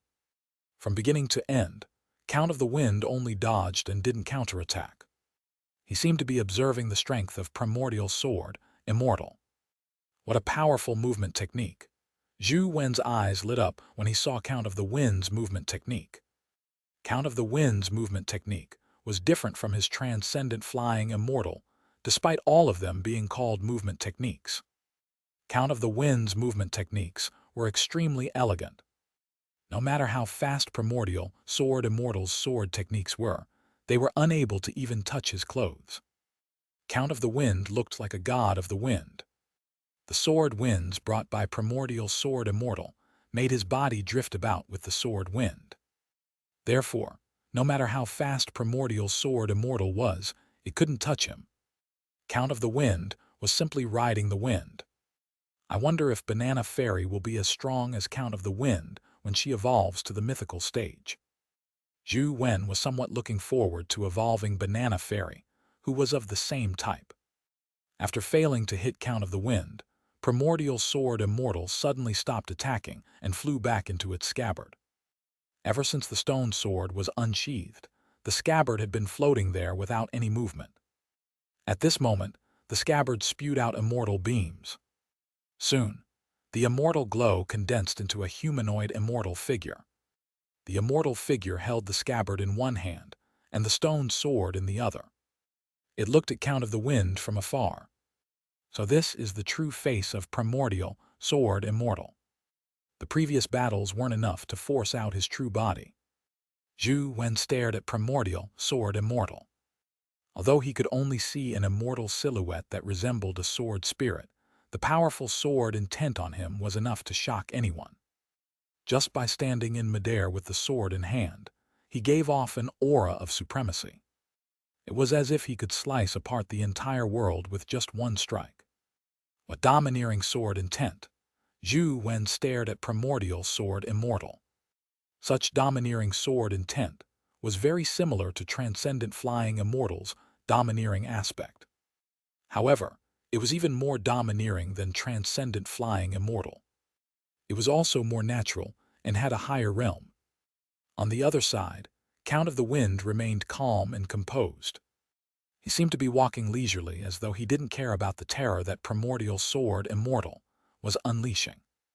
However, Zhou Wen could sense that Count of the Wind wasn't underestimating Primordial Sword Immortal. It was just that his realm was as such, a complete disregard of everything in the world. Even if all the deities in the world were his enemies, he could still remain ever so calm even on the brink of death. Zhou Wen looked at Primordial Sword Immortal before looking at Count of the Wind. He seemed to have figured something out, that he felt 2 eyes were insufficient. Suddenly, Primordial Sword Immortal moved. The sword moved like a ray of light, as though it had sliced through half the sky. It was so fast that one could only see the sword's glow and not see his movements.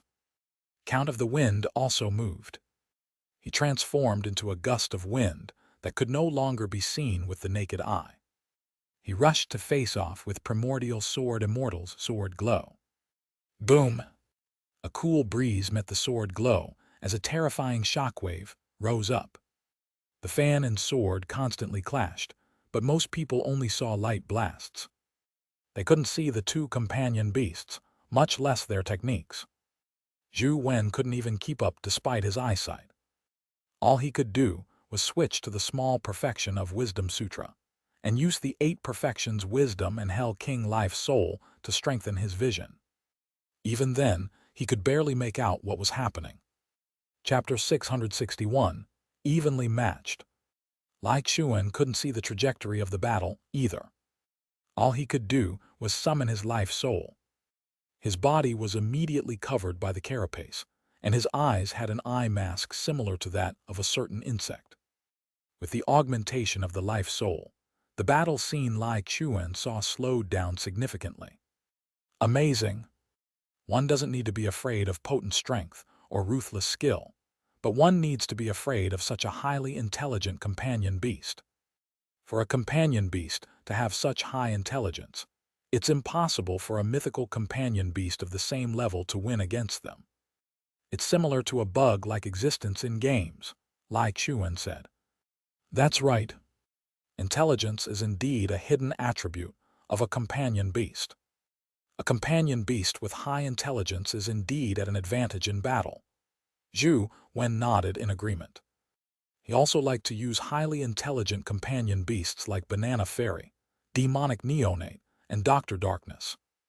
Even if Zhou Wen didn't give them orders, they knew when and what to do. Sometimes, their decisions exceeded Zhou Wen's expectations. As for the brainless representatives, like Tyrant Behemoth, Six-Winged, and Golden Battle God Halberd, they relied on their instincts to fight. Their intelligence was much lower. It couldn't be said that this was bad. If one's strength was strong enough, such combat instinct could push their strength to the limit and erupt with 120% of their combat strength. However, if one were to encounter an evenly matched opponent, such brainless companion beasts would be at a disadvantage. However, Zhou Wen's mind wasn't on these companion beasts. He was even more interested in Primordial Sword Immortal's sword techniques and Count of the Wind's movement techniques. He was completely immersed in them, as he sensed the 2 completely different approaches. One was about claiming supremacy, while the other was about being calm and composed. The 2 were extremes, and these 2 extremes were similar to the one Zhou Wen had when he first understood the divine transcendent flying immortal. Count of the Wind and Primordial Sword Immortal were evenly matched. Neither of them had the upper hand, but up to now, they had yet to use their Wheel of Destiny. Ordinary citizens were fidgeting in anxiety because they could only see the glow. They couldn't see the details of the battle. Only a few epic experts with visual abilities could see the battle clearly. Thankfully, modern filming equipment was already very advanced. There would be slow-motion replays in the future. Coupled with the commentary, most people would be able to understand it clearly. Zhou Wen was engrossed in watching when Count of the Wind suddenly retreated from the battle. Without any warning, he admitted defeat and left the battlefield. Why did he admit defeat? The victory clearly wasn't decided yet, like Zhou Wen said in a daze. As Zhou Wen had been taking in their sword techniques and movement techniques, he had a deeper understanding of them than like Zhou Wen. He shook his head and said, "Count of the Wind and Primordial Sword Immortal are very close in every aspect. If they continue fighting, they can only use their wheels of destiny. The Xia family clearly doesn't want to go all out yet. It's just a probe, so they have chosen to give up. What a pity. Such a divine-level battle is much more interesting than watching those strength-type companion beasts fight," like Zhou Wen said. Zhou Wen also felt that he hadn't had enough. He got up and said, "Let's go to the training grounds. I gained some insight from watching their battle. I like to experiment to see if I'm right or wrong." Upon hearing Zhou Wen's words, like Zhou Wen agreed immediately. The two of them went to the training grounds and found an independent training room. "I will try to imitate Primordial Sword Immortal's sword techniques. Help me check to see if it's correct." Zhou Wen picked up a practice sword and recalled Primordial Sword Immortal's sword intent as he slashed at Lai Chuan. "Interesting, but it's not domineering enough. You still have some reservations about this strike. You should be more resolute." Lai Chuan didn't take out his weapon as he used his carapace to block the practice sword. "Is this enough?" Zhou Wen slashed out again. At the same time, he tried his best to fuse his emotions into the Primordial Sword Immortal's sword intent realm. "Not enough, it's still not enough." Lai Chuan constantly fought Zhou Wen. As Zhou Wen's sword techniques became faster and faster, he no longer had the time to say that it was inadequate. Every time Zhou Wen attacked, Lai Chuan would only say no. Zhou Wen gradually became one with the will, as his intent fused with the sword. The feeling of using the sword grew stronger and stronger.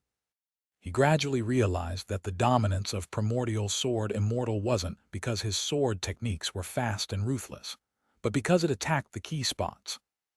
It prevented the opponent from counterattacking, so there was no need for defense. Clang! Zhou Wen's practice sword slashed at Lai Chuan. Although he had only used a practice sword, he had actually left a sword mark on Lai Chuan's carapace because the sword beam was too powerful. Interesting. Again, Lai Chuan was very excited. Zhou Wen was also feeling excited as he brandished his sword without any hesitation to slash at Lai Chuan. The more he fought, the more he reveled in the feeling of this sword technique. Defense? What the hell was that? I'll slash out with my sword. Those who follow me will live, those who oppose me will die. There was no need for defense. With one sword in hand, I'm the best in the world. The more Zhou Wen fought, the more arrogant he became. He wasn't usually an arrogant person, but under the influence of the sword intent, his attacks became more and more violent. Crack! Crack! Lai Chuan wasn't able to completely block Zhou Wen's sword technique. Sword marks appeared over his carapace, but the armor was immediately restored to its original state upon cracking. Its self-healing speed was unbelievably fast. Clang! Zhou Wen slashed at Lai Chuan again. The practice sword made of special rubber couldn't withstand the domineering sword beam and shattered. My turn. Lai Chuan leaped up and drew a practice sword from the weapon rack. He slashed at Zhou Wen, using an identical sword technique that Zhou Wen had just used. Zhou Wen was alarmed. He knew that Lai Chuan's life soul could sense the enemy's techniques and gain experience from suffering injuries, but he never expected that he could learn the techniques that humans used.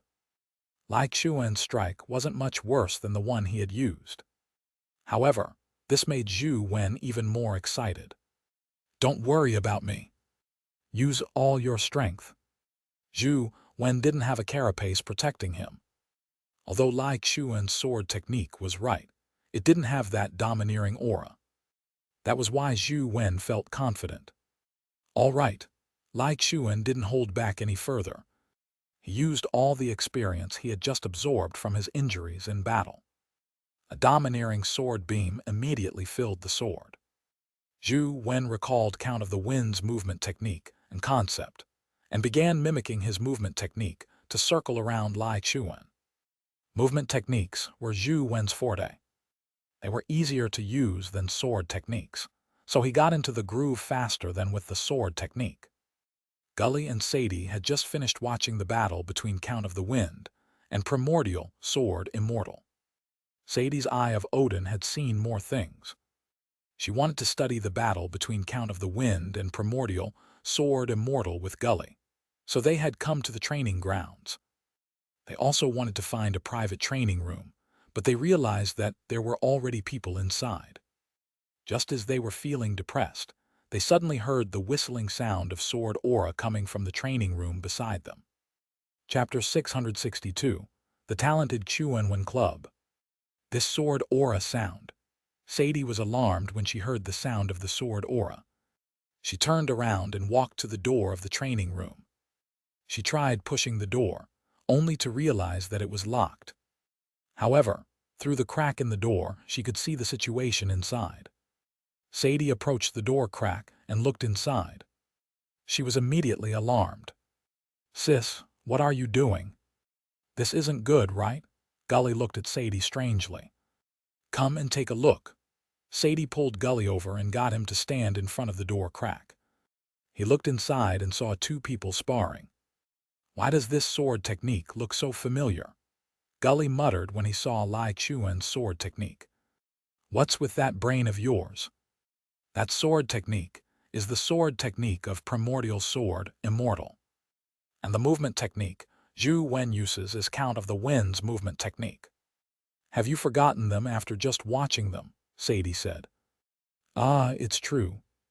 That's the Primordial Sword Immortal's sword technique. But how could that person use Primordial Sword Immortal's sword technique? Could he be the owner of Primordial Sword Immortal?" Gully said in surprise. "My dear brother, you are really hopelessly stupid. Zhou Wen is using Count of the Wind's movement technique. Does that make him Count of the Wind's master?" Sadie said helplessly. "That's right. Isn't Count of the Wind from the Xia family? How did he become Zhou Wen's?" Gully was puzzled. Sadie was immediately rendered speechless. All she could do was say to Gully, "Zhou Wen isn't Count of the Wind's master. The other person isn't the owner of Primordial Sword Immortal either. They are the same as us." They watched the battle between Primordial Sword Immortal and Count of the Wind and learned Primordial Sword Immortal's sword technique and Count of the Wind's movement technique. They learned the sword technique and movement technique from simply watching the battle. How is this possible? Even you have to do plenty of analysis and simulation to learn a portion of it, despite having the Eye of Odin. How long has it been? Yet, they have already learned the sword technique and movement technique. Isn't this too unbelievable? Gully widened his eyes in disbelief. It's indeed hard to believe, but they've done it. Sadie looked at Zhou Wen and Lai Chuan with a complicated expression. Before coming to Sunset College, she was confident that she could defeat Zhou Wen and avenge Lance. However, after coming here, Sadie realized that she was far from Zhou Wen's match. Not only was she no match for him, but she couldn't even defeat Feng Qiuyan, who claimed to be learning from him. The person who was fighting Zhou when inside was similarly no weaker than her, and the person was clearly not Feng Qiuyan. How many terrifying geniuses are there hidden in Sunset College? Sadie's expression was extremely complicated. The more she watched the battle, the more terrified she felt. Although Lai Xuan's sword technique and Zhou Wen's movement technique weren't at the level of Primordial Sword Immortal and Count of the Wind, they already possessed the charm of the two. They had truly understood the meaning behind the sword technique and movement technique. It wasn't just a simple imitation. Boom! The practiced sword in Lai Xuan's hand failed to withstand the powerful explosion of the sword aura. The two of them could only stop. "Old Zhu, are you going to continue training?" Lai Xuan retracted his life soul and revealed his true body. Gully and Sadie widened their eyes. They never expected that the person who used such a sword technique was actually the frivolous-looking, foppish Lai Chuan. "Forget it. It's pointless.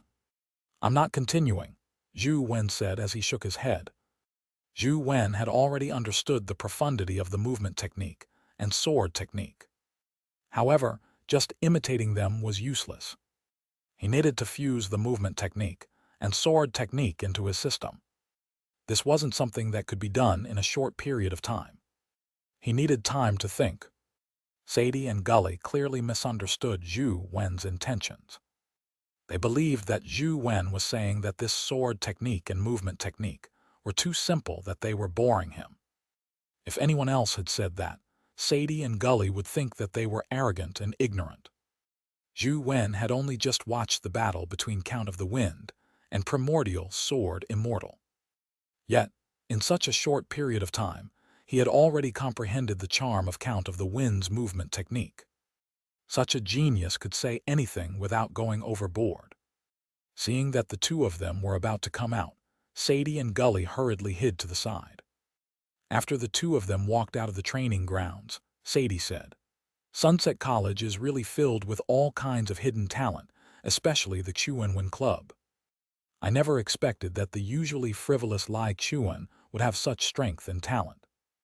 In the past, when we were in the North District, we were like frogs in a well, looking down on young people who weren't from the 6 families. However, Zhou Wen, Feng Qiuyan, and Lai Chuan aren't any worse than the top geniuses of the 6 families. I wonder how many geniuses there are in Sunset College. They're really too strong. We made no mistake coming. With such opponents, I think we can improve faster," Gully said excitedly. Sadie nodded with a heavy expression. In the past, the Federation's geniuses came from the 6 families. However, with the development of the times, more and more geniuses emerged from the ordinary families. The influence of the 6 families was gradually declining. After this battle, all the major media outlets gave a slow-motion video of the battle. Furthermore, there were explanations and professional analyses. It left everyone watching with relish. The popularity of Tyrant Behemoth and Orochi's battle was completely overshadowed. Although Tyrant Behemoth was strong, its intelligence was lacking. Its battle with Orochi was too simple and crude. It was far inferior to the battle between Primordial Sword Immortal and Count of the Wind. People were discussing who would have been stronger if they had fought to the end, Count of the Wind or Primordial Sword Immortal. Some people supported Uncle Feng, but more people believed that Primordial Sword Immortal was the strongest. Otherwise, why would Count of the Wind admit defeat? The other families understood the Xia family's intent. The Xia family had already probed the strength of Primordial Sword Immortal. They probably wouldn't make a move for the time being. It was up to them now. Including the overseas demons and the 6 families, the various factions were analyzing the abilities of Primordial Sword Immortal and Count of the Wind. They were already eager to try. Now, other than not knowing what Primordial Sword Immortal's Wheel of Destiny was, Primordial Sword Immortal's abilities were mostly analyzed. Furthermore, based on all sorts of evidence, its Wheel of Destiny was very likely an offensive miracle. On this basis, the various families came up with a strategy to deal with the situation. It was only a matter of time before they challenged Primordial Sword Immortal's #1 spot. Zhou Wen wasn't idle either. When he returned, he informed Sheng of his encounter with Chu He in Netherworld City and got him to help investigate Chu He and his family. And Sheng placed a lot of importance on this matter and personally went to Chu He's hometown. Now, Sheng had finally sent the news back. According to Sheng's investigations, Chu He's wife and daughter had always believed that Chu He had gone to Zhuelu. They had no idea that Chu He had gone to the desert. Furthermore, ever since Chu He had left home and gone to Zhuelu, he had never contacted them again. He hadn't communicated with them, nor had he written any letters. After various investigations, Sheng came to the conclusion that Chu He had gone to Zhuelu and had never been to the desert. Chapter 663, Metal Walnut Gets Gnawed Through. Are you saying that the Chu he I met in Netherworld City is a fake? Zhou Wen asked after some thought. No, it's the opposite. I think the Chu he who went to Zhualu is a fake, and Sheng said with certainty. From the information I obtained, everything about the Chu he that went to Zhualu is perfect. However, this ends up making me feel that something is amiss. After a pause, and Sheng continued, according to my investigations, Professor Chu he studied the Taklamakan Desert in the past. In the beginning, he indeed rejected the invitation from the expedition team, but for some reason he later agreed. He then went to Zhualu.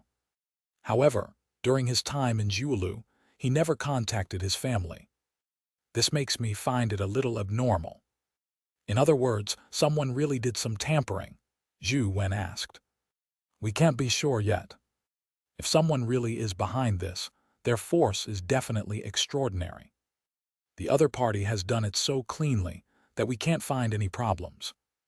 If you hadn't encountered Chu He, who had already died in Netherworld City, I'm afraid no one would have expected that Chu He, who went to Zhualu, would be a fake, and Sheng said. How's Chu He's wife and daughter? Zhou Wen asked.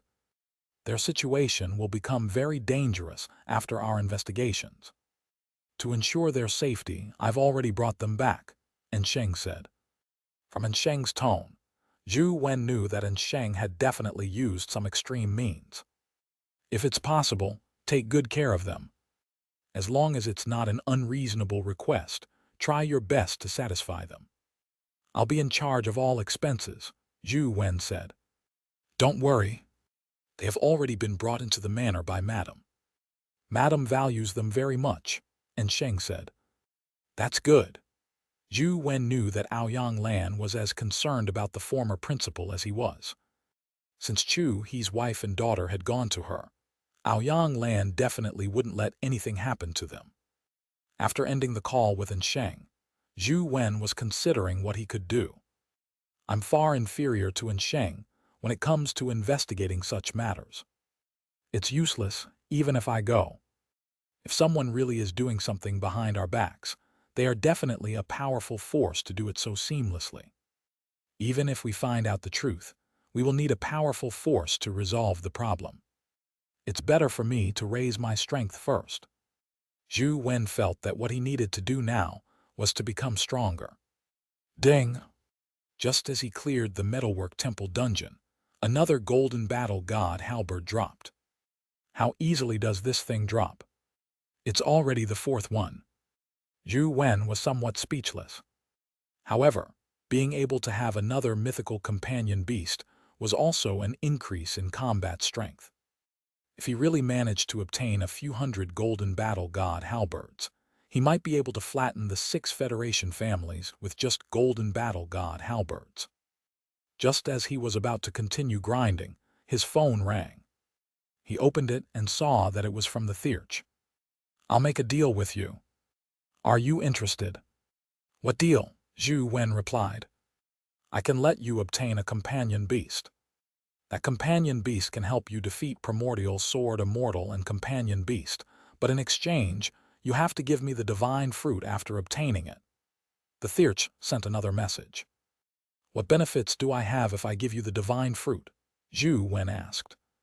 Isn't it enough for you to obtain a companion beast that can help you defeat Primordial Sword Immortal? The Thirch asked. What kind of companion beast is that? Zhou Wen asked. Come to Chess Mountain. You will know when you get it, said the Thirch. Don't tell me you want me to enter Deer Terrace Pavilion again. Zhou Wen deliberately sent a message in an unwilling tone.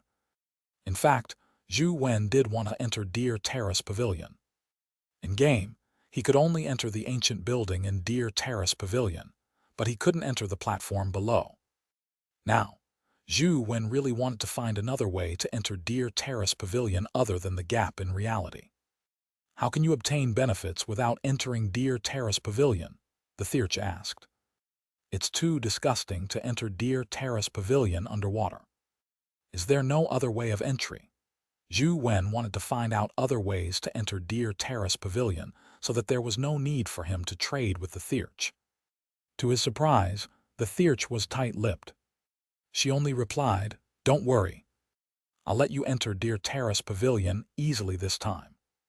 Zhou Wen asked a few more questions, but the Thirch didn't say a word. She only said that he would know when the time came. Zhou Wen was somewhat hesitant. He naturally wanted a companion beast that could defeat Primordial Sword Immortal, but he wasn't willing to take the risk at Dear Terrace Pavilion in reality. The Thirch was just too mysterious. Zhou Wen wasn't willing to have too much contact with her. "Forget it. I won't go. Even without the Thirch's companion beast, I have a chance of defeating Primordial Sword Immortal." Zhou Wen had carefully studied the battle between Count of the Wind and Primordial Sword Immortal. Tyrant Behemoth still had a chance of defeating Primordial Sword Immortal, but that was under the premise that Primordial Sword Immortal's wheel couldn't kill Tyrant Behemoth. As he was pondering, he suddenly felt fluctuations in the chaos space. Could it be that explosive fiend man's evolution has completed?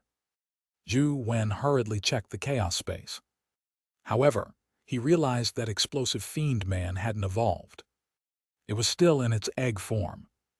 That fluctuation was actually coming from the metal walnut. The tiny beast had been nibbling at the metal walnut all this time. After so long, it had left a deep bite mark on the metal walnut. From where it was nibbling, it seemed to have been bitten through. A crack as thin as a strand of hair appeared on the surface of the crack, revealing a white color. As for the fluctuations Zhou Wen felt, they were actually emitted from the metal walnut. The fluctuations seemed to be felt through his consciousness, but Zhou Wen actually felt as though it was asking for his help. Could it be that there's a dimensional creature in this metal walnut? Zhou Wen took it out from the chaos space. The little beast continued to bite at the metal walnut. It looked like it wouldn't stop until it bit right through. Zhou Wen used his hand to pull it, but its claws gripped the metal walnut tightly, unwilling to let go. Zhou Wen had no choice but to knock it out. After the beast fainted, its paws continued holding on tightly. Zhou Wen had to let it hold the metal walnut as he reached out to touch the crack that the beast had bitten open.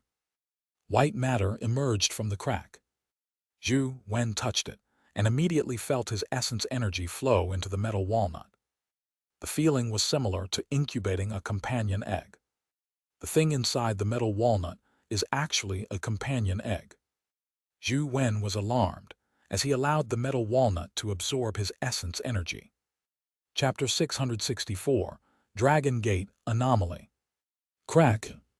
As the essence energy was absorbed, the outer shell of the metal walnut split into two along the crack. A white ball-shaped object rolled out and transformed into a stream of light that shot at Zhou Wen's body, turning into a white, circular tattoo. When he summoned the companion beast, it was about the size of a football. He held it in his hand and pinched it. It was soft and bouncy, similar to the feeling of a bouncy ball. Maybe even softer. Zhou Wen casually pinched the companion beast into various strange shapes. Once he released his grip, it would return to its original state. This companion beast is rather fun. I wonder what use it has. Zhou Wen didn't receive any information regarding the companion beast, so he felt somewhat puzzled. Typically, after contracting a companion beast, one would receive some vague information, such as the name, level, etc. However, this one didn't give any of that. Zhou Wen could only take out his phone to read its information. He was still thinking, such a special companion beast must have a very special ability, right?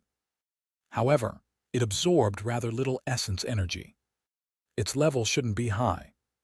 After placing the white companion beast in the viewfinder, Zhou Wen clicked on its information and ended up petrified. Tai Sui, mortal evolvable. Strength 11. Speed 11. Constitution 11. Essence energy 11. Talent skill, Earth Escape. Companion form, Mimicry. Holy SHT, this darn thing is Tai Sui. Zhou Wen regretted it so much that he felt a kick in his guts. If he had known this would happen, he wouldn't have asked for trouble. he would have let the little beast eat it. Thankfully, it's only at the mortal stage. It doesn't seem to have any life providence or skills like a jinx's master or misfortune. Zhou Wen carefully looked at the introduction and realized that it wasn't as bad as he imagined. However, Tai Sui could actually evolve. This was basically the specialty of a mythical companion beast. If he continued evolving it, it was unknown if it would have abilities like a jinx's master or misfortune. I read online that Tai Sui has a life providence like misfortune and bad luck. However, it seems like the photos taken online of those Tai Sui are a little different from this one. Zhou Wen searched the pictures online and compared them to the Tai Sui in front of him. They were indeed different. Those Tai Suis looked ugly and were either black or yellow. They weren't as smooth and white as Zhou Wen's. It looked like white jade. It's also possible that my Tai Sui is different from theirs. Mine doesn't bring misfortune, Zhou Wen thought. Tai Sui bounced around on the ground like a white bouncy ball. Its fleshy look made it very interesting. Just as Zhou Wen was looking at Tai Sui, the tiny beast woke up. When it got up and saw the two halves of the metal walnut on the ground, it immediately rushed over. However, when it realized that there was nothing inside, it was stunned. It turned its head and saw Tai Sui in front of Zhou Wen and immediately pounced over. Tai Sui seemed a little afraid of it as it immediately jumped behind Zhou Wen. Zhou Wen reached out to grab the fur on the tiny beast's back and lifted it up. The little beast desperately brandished its tiny claws as though it wanted to fight Zhou Wen to the death. However, its claws were just too short. No matter how hard it tried, it couldn't touch Zhou Wen. Come, be good. This is for you to eat. You're not eating it. What about this? Zhou Wen took out something to coax the little beast. Finally, when Zhou Wen gave it an epic companion egg, the little beast angrily sprawled on it and ate it. As it chewed, it glared at Zhou Wen and Tai Sui as though it was indignant. Zhou Wen fed some companion eggs to Tai Sui.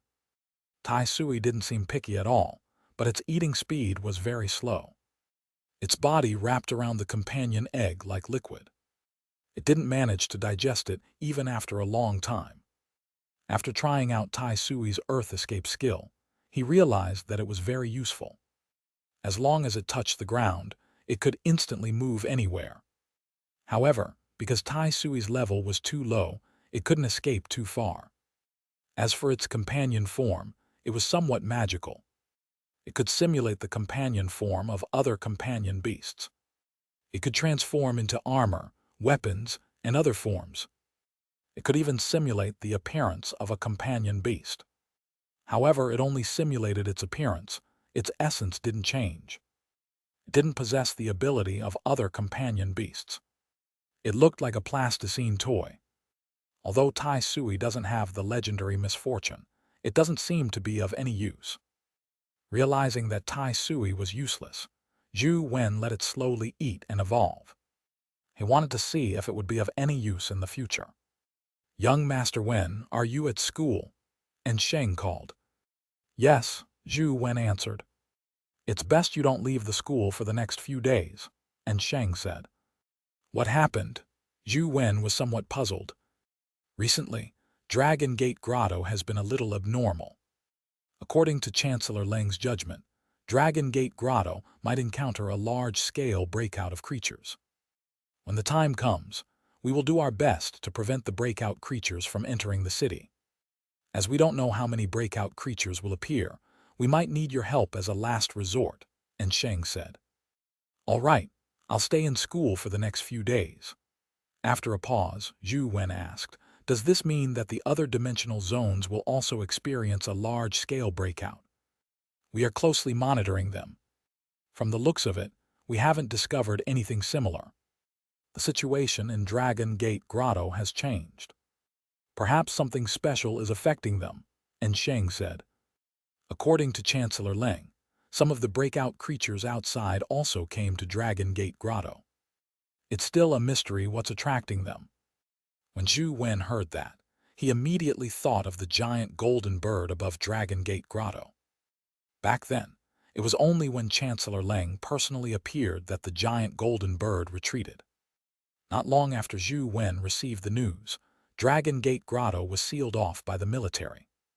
In the next 2 days, the school had organized a mobilization meeting. The students had also been assigned some logistic work to assist the military in preventing the large-scale breakout. The entire school's atmosphere became abnormally tense. Zhou Wen, Lai Chuan, and company were assigned work. In such a situation, no one could stay out of it. That night, a roar that sounded like a cow's moo came from Dragon Gate Grotto. The sound was soul-stirring. The ground near Dragon Gate Grotto shook as though there was a slight earthquake. The roar lasted the entire night, but nothing came out. However, this cast a shadow on everyone's hearts. This was because they were certain that something had really happened to Dragon Gate Grotto. Old Zhu, if all of these dimensional zones suffer a breakout, do you think our Luoyang will still hold? Lai Chuan asked Zhou Wen as he moved the supplies. I'm afraid it can't be defended. Zhou Wen knew very well that humans were much weaker than dimensional creatures. There appeared to be 100 mythical companion beasts on the ranking, but the number of mythical creatures in the dimensional zones was far more than that. It might be 100 or 1,000 times more. Zhou Wen even suspected that there were even more terrifying existences above the mythical stage. Otherwise, Torch Dragon's stats wouldn't have the evolvable attribute. Chapter 665, The Battle Begins. Over the next few days, many strange things happened in Dragon Gate Grotto. A huge Buddha shed tears of blood for no reason. After careful inspection, it was discovered that there was a crack in the Buddha's eye. Red spring water surged out from it. In the river beside Dragon Gate Grotto, there were creatures that resembled flood dragons churning. However, the back they saw was dozens of meters long. It was extremely terrifying. Inside a Buddhist temple, a Buddhist glow bloomed. Through a pair of binoculars, one could see a skeleton dressed in monk robes sitting inside the temple hall. Every inch of its skeleton emitted a Buddhistic glow. The entire grotto was filled with strange sights. The military had completely sealed off the nearby area. The area near Dragon Gate Grotto on campus had been evacuated. The matter at Dragon Gate Grotto seemed to be even more terrifying than expected. Mala and stone beasts had already walked out of the cave. Many of the Mala and stone beasts were the students' usual hunting targets. Most of them were at the mortal and legendary stage. However, they now had a strange halo enveloping them. Their strength and speed had increased greatly. The power that erupted at the mortal stage could reach the peak of the mortal stage. Those at the legendary stage could produce strength at the peak legendary stage. There were also flying beasts and fairies circling above Dragon Gate Grotto, making the originally mysterious cave even more bizarre. Any dimensional creature that stepped out of the defense line was killed by the soldiers, but the situation kept worsening. There were more dimensional creatures that surged out with each day. Boom! Boom! Zhou Wen, Lai Chuan, and Feng Qiuyan were responsible for transporting the ammunition to the front line. This was a mission, and Shang had specially arranged for them so that they could participate in the battle at any time. The school's tutors were also prepared. When the battle really broke out, these epic tutors were to be the main combat force. Qin Wufu had already arrived at the battlefield to commandeer the troops, but in Tianzhuo was nowhere to be seen. Young Master Wen, you have to be careful. The anomaly in Dragon Gate Grotto is too terrifying. There might be a fierce battle when the time comes. After Sheng arrived on the battlefield, he warned Zhou Wen and company with a heavy expression. Zhou Wen was somewhat alarmed, and Sheng knew that he had several mythical companion beasts in his possession, but even so, he had solemnly warned him to be careful. It was obvious that the situation was extremely terrifying. Lai Chuan said, "Why don't I see Overseer?" And Sheng sighed softly and said, "Overseer has gathered all the noble families in Luoyang City for a meeting and is mobilizing them to participate in the battle." It isn't going well. Zhou Wen looked at Sheng's expression and knew that things weren't going well. And Sheng said, Sunset College is closest to Dragon Gate Grotto, but Sunset College has always been a home ground of the Yin family. They feel that helping this situation is helping the Yin family, so they are quite unwilling. Don't they know that once Sunset College fails, all of Luoyang will suffer? Zhou Wen frowned. Even someone like him, who had a bad relationship with Xianxia, was participating in this battle. This was because he knew that this wasn't the Yin family's business. It concerned the survival of Luoyang. Some have already planned on leaving Luoyang to seek refuge, and Sheng said, escape without fighting. Those people are even abandoning their homeland. Feng Qiuyan frowned. That's only human nature. If we manage to hold the line, they will naturally return. If we can't, they will be able to preserve their strength and wealth. They will also be able to live free and mighty in other cities. However, ordinary citizens won't share the same fate. Only death awaits them, and Sheng said, how's my family's situation? Lai Xuan hadn't received any news from his family. He didn't know what was happening at home. Old Master Lai didn't say anything, but he didn't leave Luoyang either. He seems to be taking a wait-and-see approach, and Sheng replied, Adjutant N, I would like to make a remark on that. Suddenly, they heard someone speak. They turned their heads and saw Lai Mobai walking over with a dozen soldiers. Second young Master Lai, you're finally here. We've been waiting for you for a long time.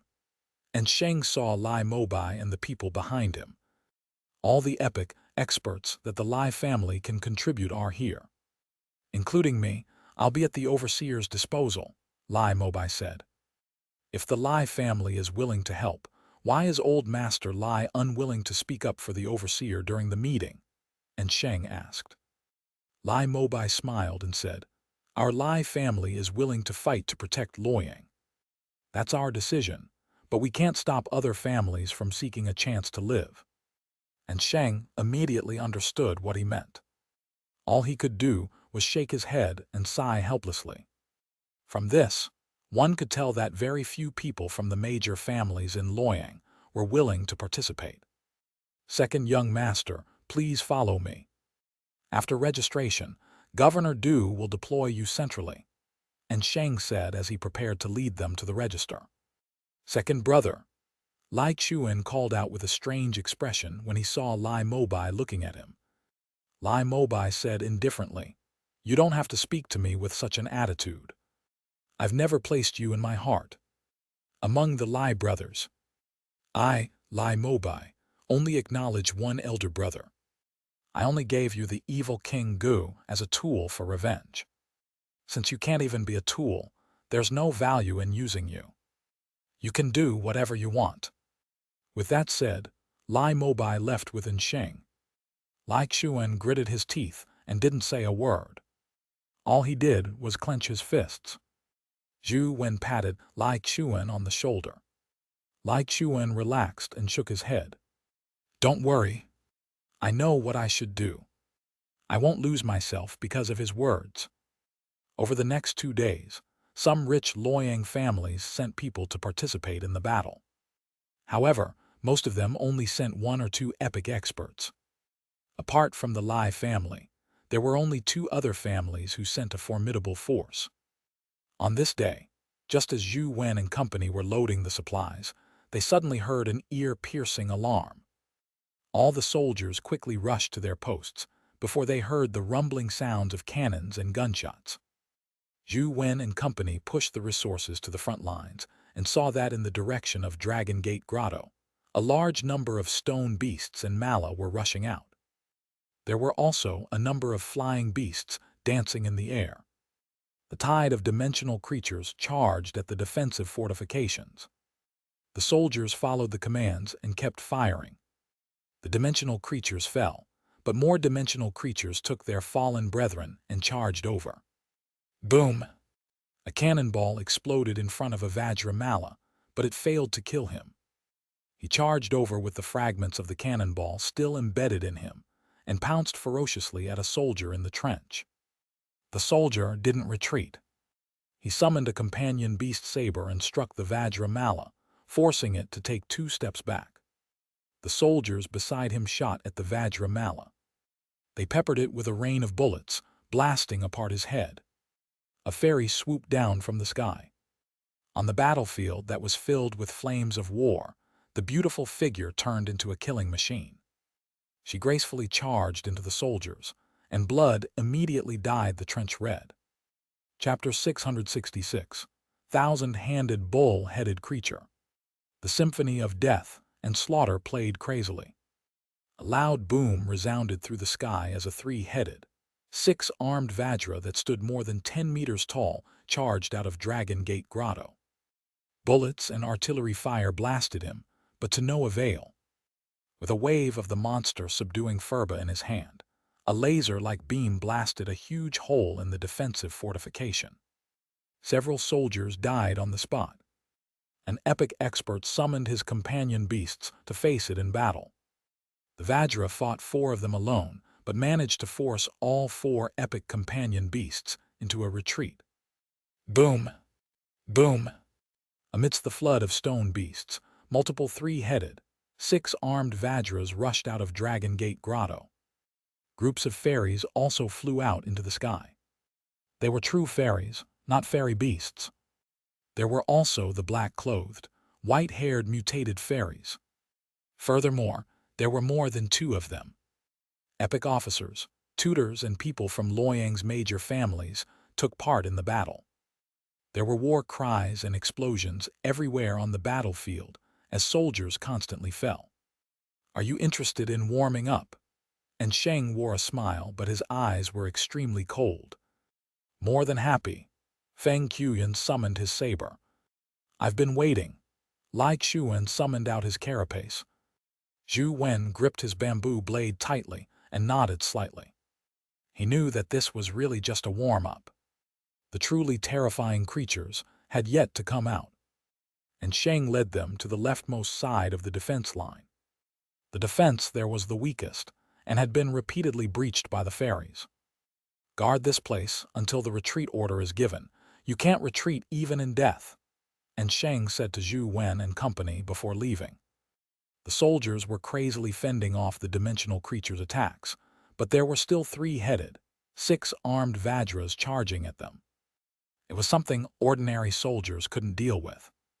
The bullets that were imbued with essence gold couldn't penetrate the Vajras' bodies, nor could they hit the fairies. "Leave the sky to me. I'll leave the ground to you." Zhou Wen looked at the fairies in the sky as they constantly charged down to cull the soldiers' lives. "All right." Feng Qiuyan and Lai Xuan responded loudly at the same time before rushing out. Each of them faced a 3-headed, 6-armed black iron Vajra. When the soldiers saw the 2 students rush out to fend off the Vajras, they were both surprised and delighted. They hurriedly opened fire to provide them cover, clearing the ordinary Vajras and stone beasts. A few fairies descended from the sky and flew over. The machine guns on the sentry post fired at them, but they failed to hit their bodies. Zhou Wen soared into the sky as he unsheathed his bamboo blade and slashed out the demonic astral wheel. The blood-colored demonic astral wheel flashed across the sky, killing several fairies. Blood splattered everywhere. The nearby soldiers were first taken aback before they cheered. At the very least, they saw a temporary hope. There were still humans who could fight these terrifying dimensional creatures. Gunfire, the roars of dimensional creatures, the roars of companion beasts, the screams of death, the collision of blood and fire were everywhere. Zhou Wen kept killing fairies. He lost count of the number he killed, but he was already beginning to feel numb. He usually couldn't find so many fairies, but now there were as many as crows in the sky. Zhou Wen even killed 2 mutated fairies. Feng Qiuyan, Lai Xuan, and company were already covered in blood. It was impossible to distinguish the blood on their bodies, theirs or the dimensional creatures. Boom! Boom! In the direction of Dragon Gate Grotto, it was as though a mountain had exploded.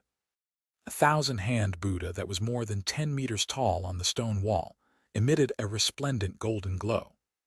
It came to life and walked out of the mountain wall. The thousand-hand Buddha looked extremely strange.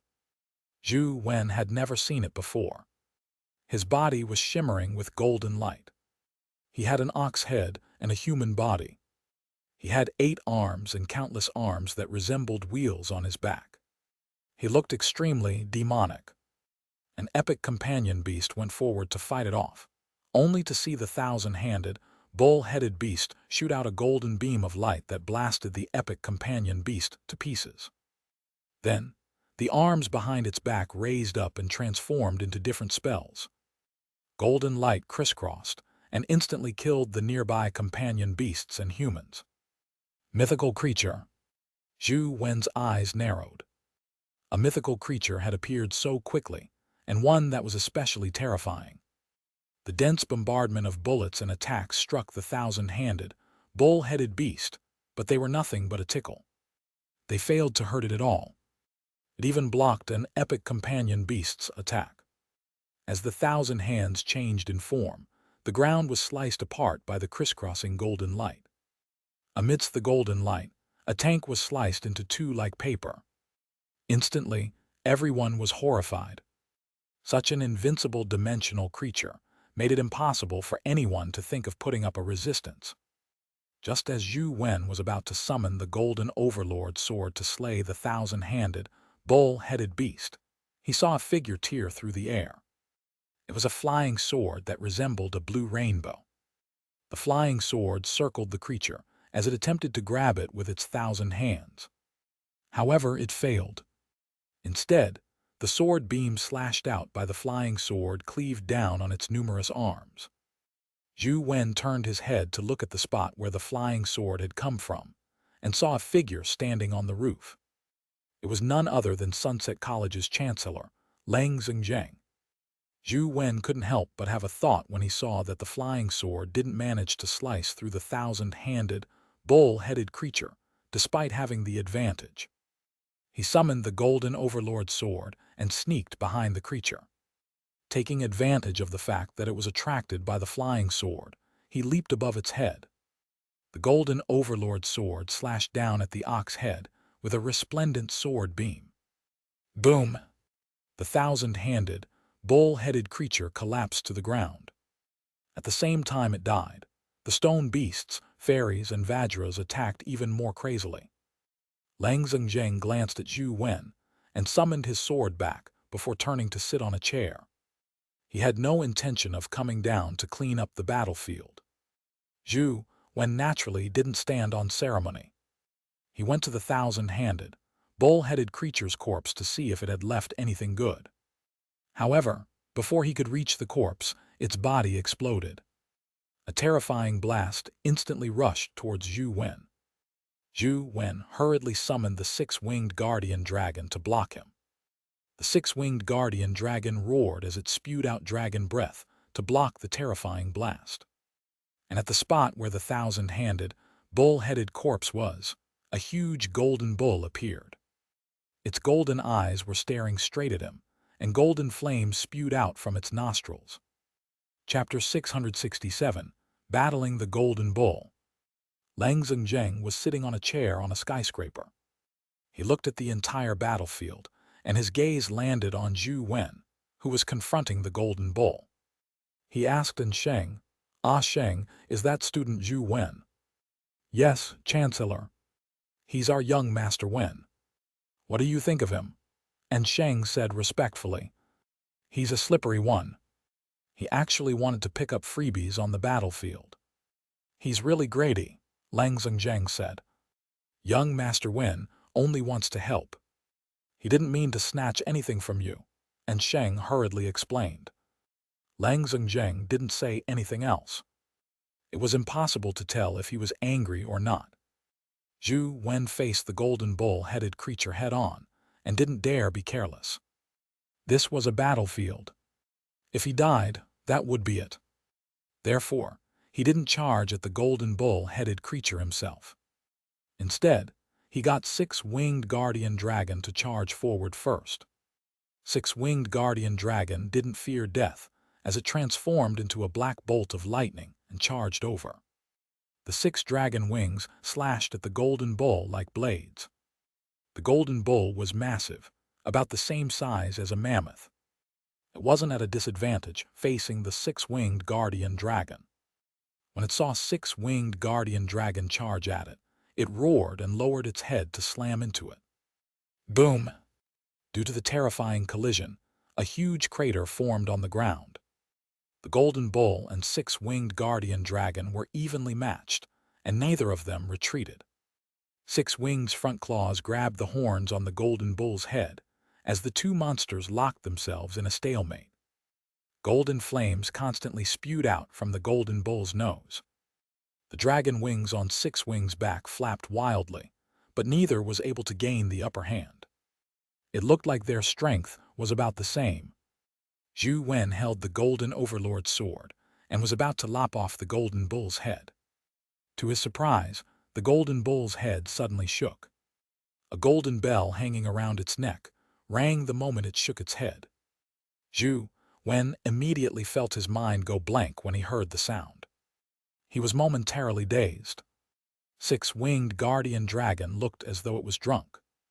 It staggered and involuntarily dispersed all the strength it exerted.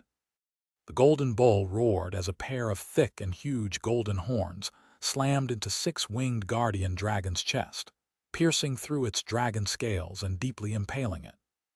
6-winged. Zhou Wen was alarmed as he hurriedly summoned 6-winged back. Although 6-winged's combat strength was only considered average among mythical creatures, its life protection was a rare protective wheel of destiny. Having it for so long, Zhou Wen wasn't willing to see it die. 6-winged transformed into a stream of light and returned to Zhou Wen. Zhou Wen heaved a sigh of relief. As long as it wasn't dead, it was good. Companion beasts could slowly recover with their owner's essence energy. Now, Zhou Wen didn't have time to think too much. The golden bull was now targeting him. Zhou Wen hurriedly retreated and threw the golden overlord's sword in his hand. The ringing of the golden bull's bell had actually caused him and 6-winged to suffer a mental blow, causing them to instantly feel dizzy. If he had been the one charging forward to fight the golden bull, he would probably have been killed. Before figuring out the meaning of the bell, Zhou Wen didn't dare approach the golden bull. Although releasing Torch Dragon or Tyrant Behemoth was likely enough to finish it off, Zhou Wen didn't wish to expose his 2 trump cards. When the golden bull saw Zhou Wen retreat, it immediately charged forward. It looked like it hated Zhou Wen, who had ambushed it. The golden overlord's sword slashed at the golden bull autonomously. The golden sword beam was extremely sharp, but the golden bull managed to block the golden overlord's sword's attack with its horns. The beams only left a shallow mark on the horns. Zhou Wen was somewhat dumbfounded when he saw this. The golden overlord's sword was augmented by ever victorious and unstoppable. Yet, it only left a very shallow sword mark on the horns. The toughness of the horns was rather shocking. Clang! Clang! Clang! The golden overlord's sword and the horns constantly clashed. The shockwave produced by the collision shattered everything around them. Even Zhou Wen could only retreat a second time. The golden bull wanted to catch up to Zhou Wen, but it couldn't escape the golden overlord's sword's entanglement. Therefore, it shook its neck again, ringing the bell once more. Zhou Wen was already dozens of meters away from the battlefield. When he heard the bell, his mind jolted as he felt momentary dizziness. Thankfully, the dizziness was short-lived. Zhou Wen reacted and staggered 2 steps on the ground without falling. As for a brainless companion beast like the golden overlord's sword, it actually showed signs of dizziness. Unguarded, it was sent flying by the golden bull's horn. The golden overlord's sword flew out like a meteor and slammed into the Dragon Gate Grotto's stone wall. The sword immediately embedded itself into the stone wall. What the hell is that bell? Does it actually have such a strange power? I used the god's retreat, but it was useless. From the looks of it, it isn't a nomological force. Could it be a pure oral power? As Zhou Wen retreated, he summoned the Golden Overlord sword back. He saw that there were many cracks on the Golden Overlord sword's blade. Without the Gold Overlord sword's entanglement, the Golden Bull roared as it charged at Zhou Wen like a golden train that had gone amok. And Sheng wanted to render his assistance, but he was stopped by Lang Zheng. "Don't worry. That punk hasn't done his best. Let's wait and see." And Sheng also knew that Zhou Wen hadn't used his full strength. After all, Tyrant Behemoth hadn't appeared. However, it was best if he didn't expose Tyrant Behemoth. With Lang Zheng's extraordinary status, and Sheng couldn't refute him. All he could do was stand by the side and continue watching. Must I summon Torch Dragon to deal with it? Zhou Wen rushed out, but he couldn't think of a way to deal with the bell on its neck. In terms of combat abilities, the Golden Bull, Six-Winged, and Golden Overlord Sword were about equal. However, the bell on its neck was too bizarre, preventing Truth Listener and God's retreat from showing any effect. If it's only an oral power, Truth Listener should have reacted. Why isn't even Truth Listener reacting? Zhou Wen was depressed. After some thought, Zhou Wen led the Golden Bull closer to Dragon Gate Grotto to prevent any further human casualties. When the Golden Bull saw that it couldn't catch up to Zhou Wen, it shook its head again. The bell rang again. This time, Zhou Wen was already prepared. He charged into the sky and switched to the God-Fiend Era Essence Energy Art. His head spun again, but due to the God-Fiend Era's spatial powers, Zhou Wen remained suspended in midair and didn't fall. When the Golden Bull saw that Zhou Wen didn't fall, it leaped up and charged at him like a gigantic golden cannonball. Chapter 668, Bull Fight. Zhou Wen had already recovered from his dizziness. Seeing the Golden Bull already in front of him, he hurriedly flew higher. Boom! The Golden Bull's leap lost its momentum as its body fell to the ground heavily, smashing a huge crater on the ground.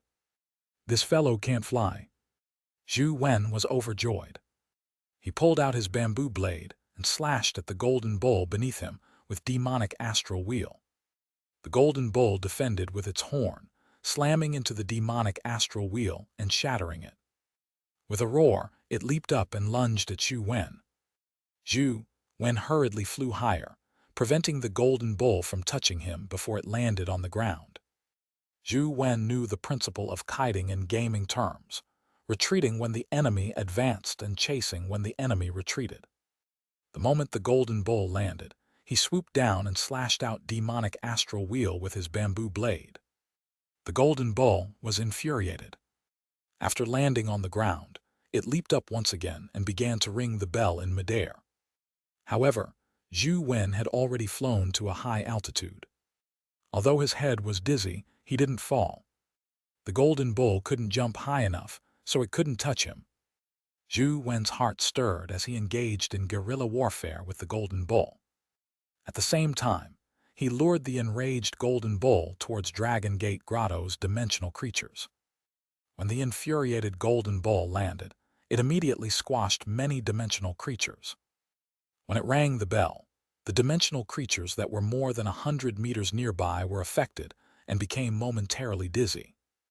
As such, the dimensional creatures' offensive slowed down significantly, greatly reducing the pressure on the frontline soldiers.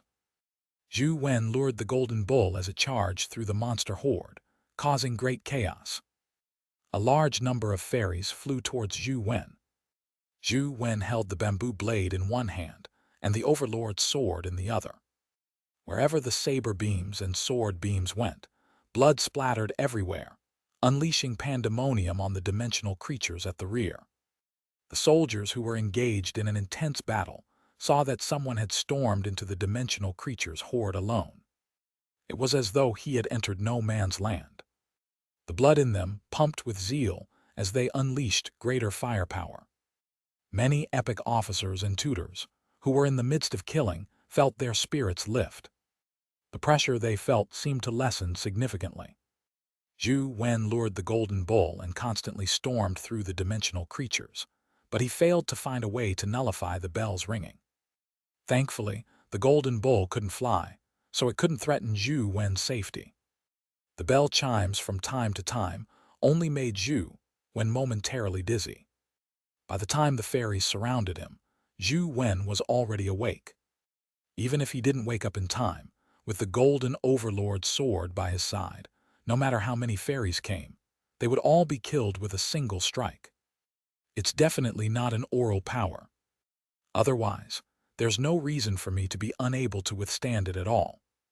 Even if it's a spatial type power, it's impossible for me to have zero resistance. Could it be that the bell's power is actually directly attacking the soul? Zhou Wen thought to himself as the golden bull went crazy from Zhou Wen's teasing. Clang! Clang! Clang! The golden bull leaped up and repeatedly vibrated the bell in midair. Zhou Wen immediately felt as though his brain was about to explode as he hugged his head and moaned in pain. Thankfully, the bell's range was huge. The surrounding fairies were also affected in worse ways than Zhou Wen. They screamed and fell from the sky. After the golden bull landed, it took a few steps back and pawed its hoof on the ground a few times. With a sudden run, it leaped up and reached a record-breaking height.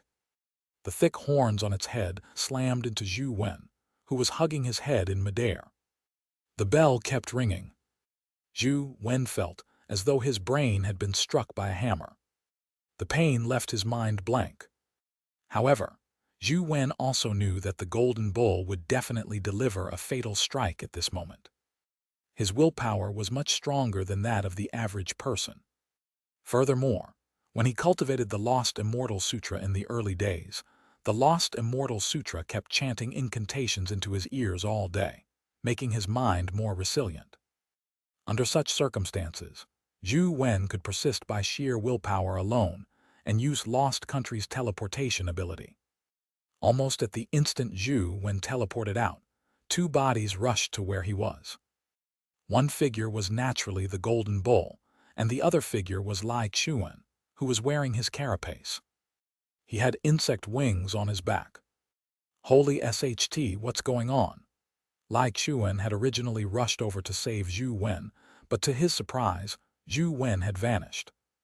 The raging golden bull charged at Lai Xuan. The insect wings on Lai Xuan's back flapped as he narrowly avoided the golden bull's horns. He somersaulted and ended up landing on the golden bull's back. He hugged the ox head and cried out, "Old Zhou, I'm in deep shit because of you. Why didn't you run earlier when you could?" After Zhou Wen teleported into the distance, he used ghost steps to widen the distance again. When he heard Lai Xuan, he turned his head and saw Lai Xuan sprawled on the golden bull, shouting. The golden bull angrily jumped around, trying to shake Lai Xuan off, but Lai Xuan seemed to be stuck to its back. It couldn't shake him off. What was strange was that the golden bull's bell was useless against him. Lai Xuan, are you immune to the bull's bell? Zhou Wen asked in surprise. I just find it a little noisy. Nothing else. I say, quickly think of a way to get me down, Lai Xuan shouted. I heard that insects don't have brains. Could it be that the bell's strength is really a mental attack? That's why it's useless against the brainless Lai Xuan, Zhou Wen muttered to himself. Of course, Zhou Wen didn't really think that Lai Xuan was brainless, but that his life soul was problematic. After all, he had absorbed the evil King Gu's life soul. It could be said that it was a fusion of two life souls. It was indeed stronger than the mental strength of an average person's life soul, so it was very likely the reason it could withstand the bell's soul-stirring chimes. Hold on a little longer. I'll soon think of a way to resolve the golden bull. Zhou Wen didn't immediately rush back when he saw that Lai Xuan's life wasn't in danger. It was mainly because it was useless for him to rush back now unless he summoned his companion beasts like Truth Listener, Torch Dragon, and Tyrant. Bro, can you hurry up? I'm getting a little cowsick, Lai Xuan cried out with a long face. He didn't dare get off the bull's back, afraid that he would be killed by it the moment he got off. Zhou Wen saw that the golden bull was extremely irritated and didn't chase after him. It wanted to throw Lai Xuan down and kill him. Immediately, his heart stirred as he gripped the golden overlord sword tightly and secretly changed his direction. The golden overlord sword and bamboo blade constantly slew the nearby dimensional creatures, reducing them to rivers of blood. Lai Xuan, agitated a little, Zhou Wen shouted. Lai Xuan steeled his mind and reached out his hands to grab the bull's ears, yanking at them ruthlessly. The golden bull flew into a rage as it raised its hind legs and twisted its body in midair, hoping to throw Lai Xuan off. Zhou Wen finally saw an opportunity and threw the golden overlord sword like a javelin. The golden overlord sword transformed into a golden bolt of lightning. At the moment the golden bull raised its hind legs to shake Lai Xuan off, the sword pierced through it, slicing something off. Oh! The golden bull's eyes widened to the limit, but its pupils shrank into needle-like slits. It opened its mouth and let out a strange cry. Chapter 669, Resentful Chancellor. After being severely injured, the golden bull seemed to lose all its strength. It fell to the ground and let out a tragic cry, as though it had lost the ability to resist. "Get out of the way!" Zhou Wen roared as he cleaved down the bamboo blade at the golden bull's neck. Lai Xuan ducked to the side. The golden bull seemed to be in so much pain that it forgot how to dodge. When Zhou Wen's bamboo blade slashed at its neck, a metallic clang sounded. A long gash appeared on its neck, as blood immediately gushed out. Zhou Wen's other hand had already grabbed the golden overlord sword and slashed. The golden bull was completely at Zhou Wen's mercy. It didn't resist, as Zhou Wen's cleaved through more than half its neck. "No good. Retreat quickly." Zhou Wen felt a sense of danger when he saw a strange aura emit from the golden bull. As he shouted, he flew backward. Lai Xuan wasn't slow either, but before the duo could run far, the golden bull's body exploded like a nuclear bomb. The terrifying power destroyed everything in a radius of 200 to 300 meters. Zhou Wen and Lai Xuan were sent flying by the shockwave. They tumbled far away before stopping. The armor on their bodies was in shambles, and blood stained their backs. Zhou Wen got up and looked in the direction of the golden bull's self-detonation. He saw a crystal and a companion egg drop on the ground. He couldn't help but be delighted. Ignoring the injuries on his body, Zhou Wen quickly rushed towards the crystal and companion egg. The golden bull was so awesome that it had dropped 2 items at once. It was the best. Furthermore, its bell had a strange power. If he could hatch such a golden bull and make it his pet, it would be quite useful. However, before Zhou Wen could reach the companion egg, he saw a white figure flash past. Then, the golden bull companion egg on the ground vanished. Zhou Wen hurriedly turned his head and saw a white parrot hold the companion egg in its claws as it flew through the air. Its speed was shockingly fast, and in an instant, it had already flown to the top of a skyscraper and landed on Lang Zhengzheng's shoulder. The companion egg in its claw had landed in Lang Zhengzheng's hand. Lang Zhengzheng held the companion egg in his hand as he looked at Zhou Wen with a faint smile. It was as though he was saying, "Since you snatched from me once, I'll snatch from you too." What kind of chancellor is this? Is he that petty? Zhou Wen muttered inwardly as he rushed over to pick up the dimensional crystal. The dimensional crystal was like a golden crystal. Inside was the shadow of a bull.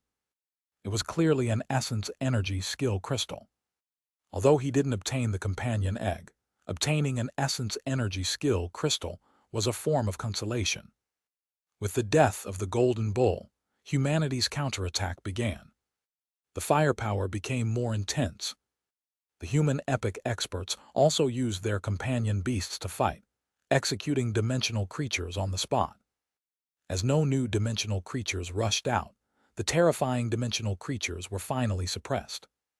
All the dimensional creatures that charged out of Dragon Gate Grotto were killed. Although they had obtained victory, there was very little joy on their faces. Many soldiers and officers had sacrificed themselves, so most wore solemn expressions. The soldiers began clearing the battlefield. Zhou Wen, Lai Xuan, and Feng Qiuyan retreated and returned to their temporary encampment to rest. They still needed to continue delivering the supplies in a while. Lai Xuan's injuries had already healed, but Zhou Wen couldn't recover that quickly. Although the wounds on his back weren't bleeding, they had a burning sensation. All he could do was lie in the tent and rest. Feng Qiuyan was so tired that he fell asleep the moment he collapsed onto the blanket. He had killed so many dimensional creatures that his stamina and essence energy were severely drained. It's already so terrifying with Dragon Gate Grotto suffering a breakout. If all the dimensional zones in Luoyang were to encounter a breakout, it would be unimaginable. There's no way humans can survive, Lai Xuan said. Zhou Wen shared the same thoughts. Up to now, the difference between humans and dimensional zones was still huge. Old Zhu, do you think another dimensional creature will rush out of Dragon Gate Grotto? Lai Xuan asked again. It's hard to say so, but this matter definitely isn't over. The giant golden bird on the mountaintop, as well as the monsters in the water, and the skeleton in monk robes in the temple haven't moved yet.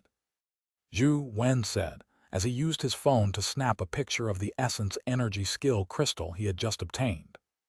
Great Might Vajra Bull Crystal, Mythical. Absorption Requirement, Constitution 41, Essence Energy 41, Buddhist Essence Energy Art. Zhou Wen looked at the requirement. Although it didn't have any special stat requirements, he couldn't meet the 241 stat requirements. All he could do was put the Essence Energy crystal away. After the battle, Dragon Gate Grotto temporarily calmed down. Without any dimensional creatures rushing out, Zhou Wen and company could rest. Young Master Wen, how are your injuries? I've brought you some medicine. And Sheng walked in with a smile, holding a small bottle in his hand. There's no need. I've almost recovered. I'll be fine after some rest. Zhou Wen was wearing runic heavy armor during the battle, so his injuries weren't serious. He just needed some time to recover. After all, he wasn't Lai Xuan. He didn't have such potent self-recovery abilities. This medicine is good. It'll heal you quickly once it's applied. I'll apply some for you. And Sheng opened the medicine bottle and dripped the liquid on Zhou Wen's wound. Zhou Wen immediately felt a refreshing feeling envelop his wound, making him feel much better. And Sheng applied the medicine evenly on his wound and said, "Today, the three of you were amazing. Many of the men are talking about the three of you. All of you are considered famous now. If any of you wish to enter the Sunset Army in the future, you will definitely be protected by the soldiers."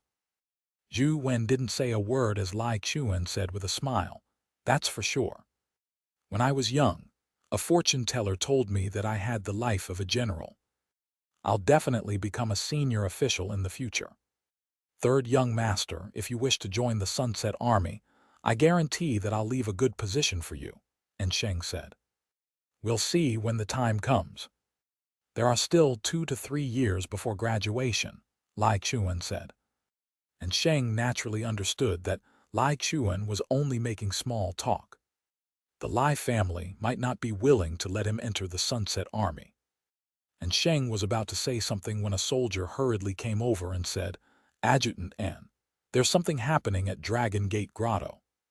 Deputy Governor Qin requests your presence." "Do you want us to go with you?" Zhou Wen asked. "There's no need. All of you can rest. If something really happened, Deputy Governor Qin wouldn't be so at ease to get someone to invite me over," and Sheng said as he left Zhou Wen's tent. Although Zhou Wen and company didn't go, they soon learned what had happened. A strange scene appeared in Dragon Gate Grotto's alchemy cave. A black smoke surged out and enveloped the entire entrance of the alchemy cave. Furthermore, they could hear the screams of wraiths and resentful ghosts in the black smoke. However, that was all. No dimensional creatures rushed out. Chapter 670, Invisible Enemy. When Zhou Wen was resting, he summoned a few companion beasts to guard the inside of the tent.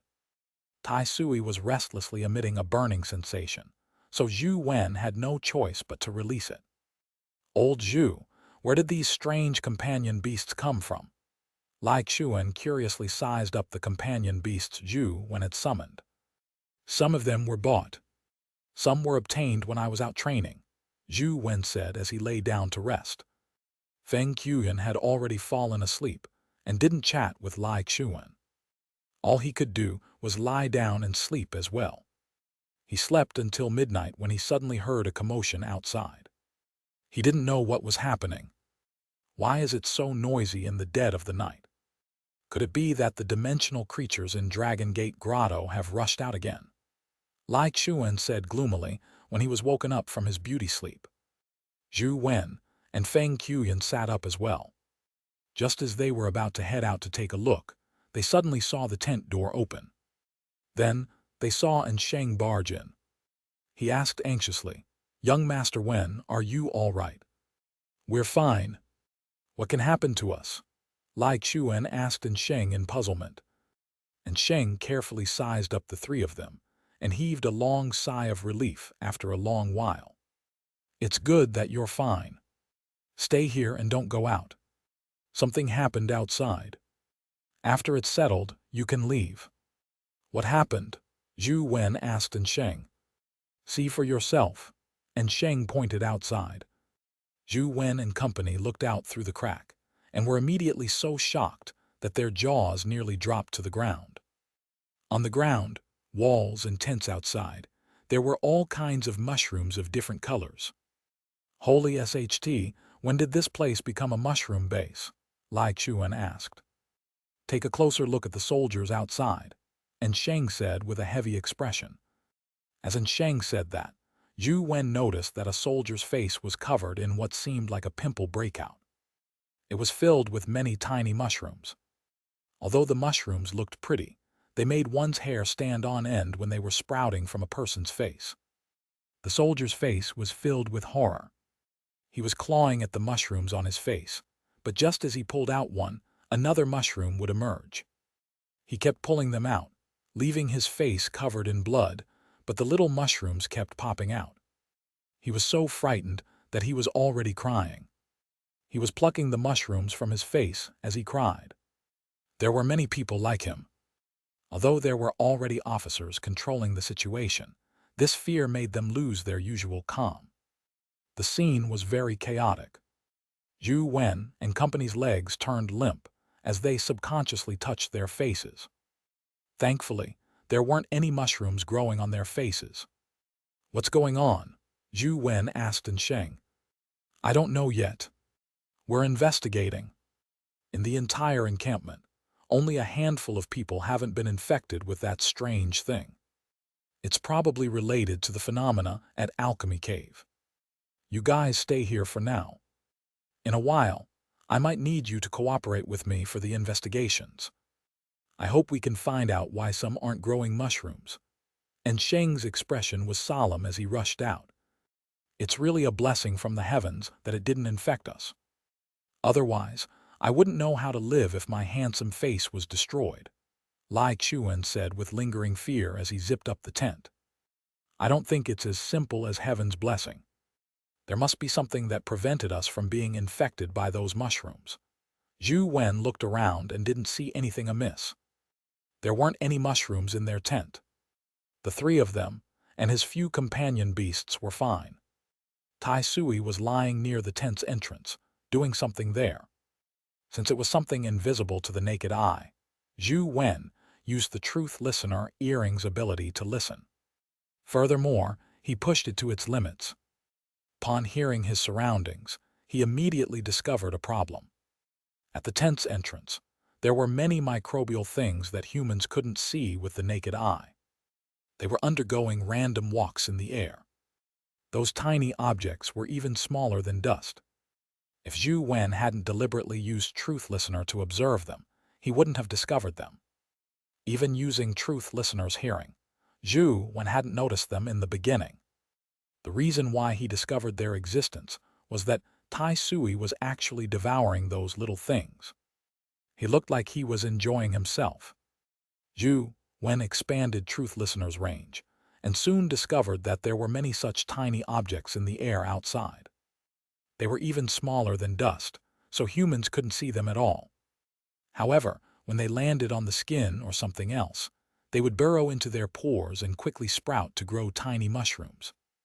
As they were so small, no one discovered them.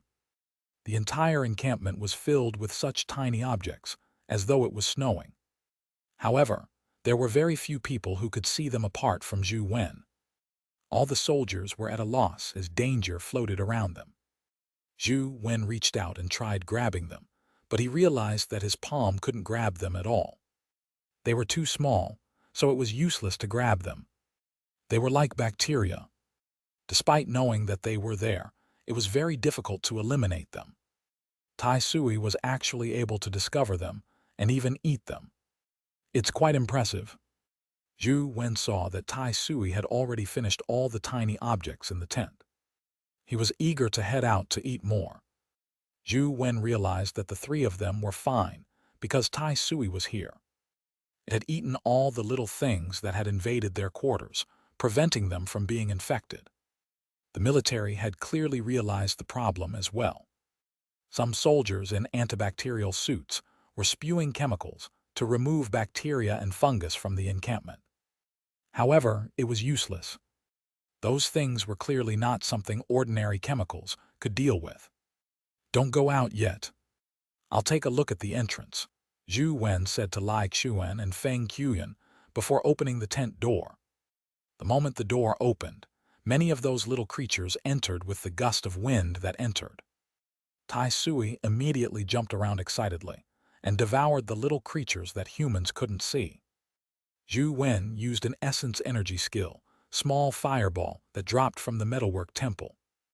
A scarlet flame ball flew out from his fingertip and hit the invisible things in the air. The tiny objects were burned to ashes by the flames. They didn't appear very strong, but because they were so tiny, they couldn't be discovered. That was also why they were so dangerous. After burning a few tiny objects to death, Zhou Wen suddenly realized in surprise that a tiny companion egg dropped.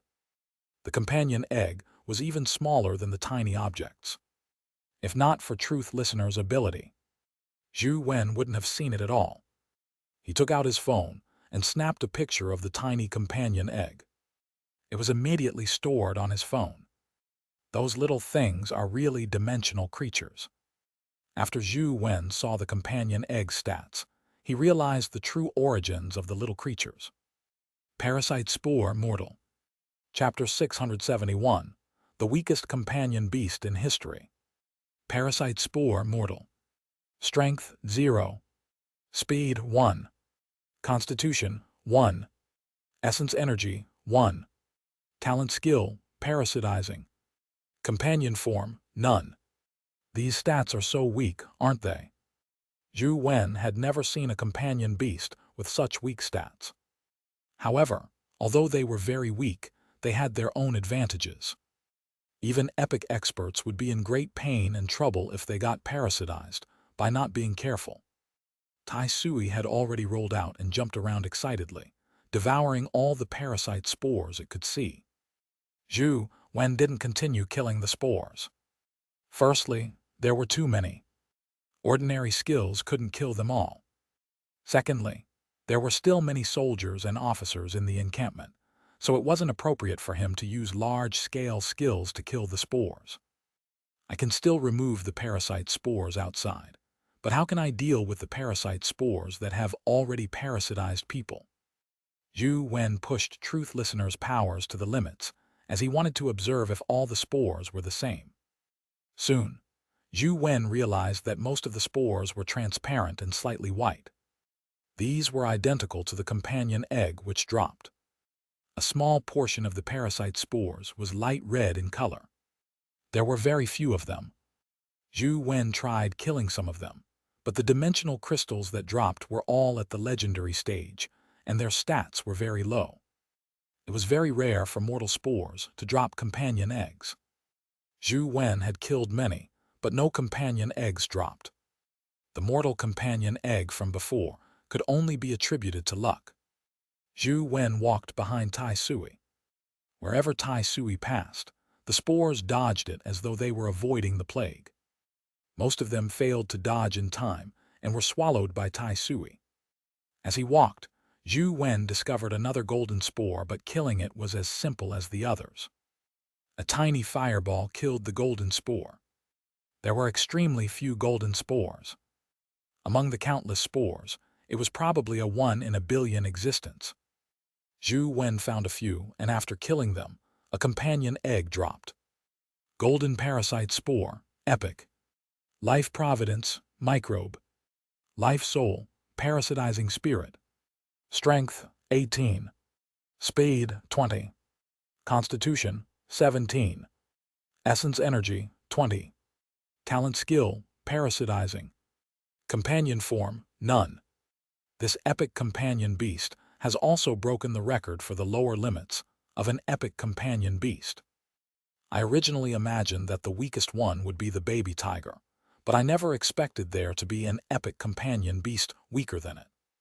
Furthermore, it's much weaker. Zhou Wen realized that the spores were indeed weak. They could survive simply because of their microscopic bodies. Ordinary legendary humans could easily kill such epic creatures. The real difficulty wasn't killing them, but how to discover them. The higher the level of the spores, the smaller their sizes. Even Truth Listener's ability could barely see the golden parasite spore.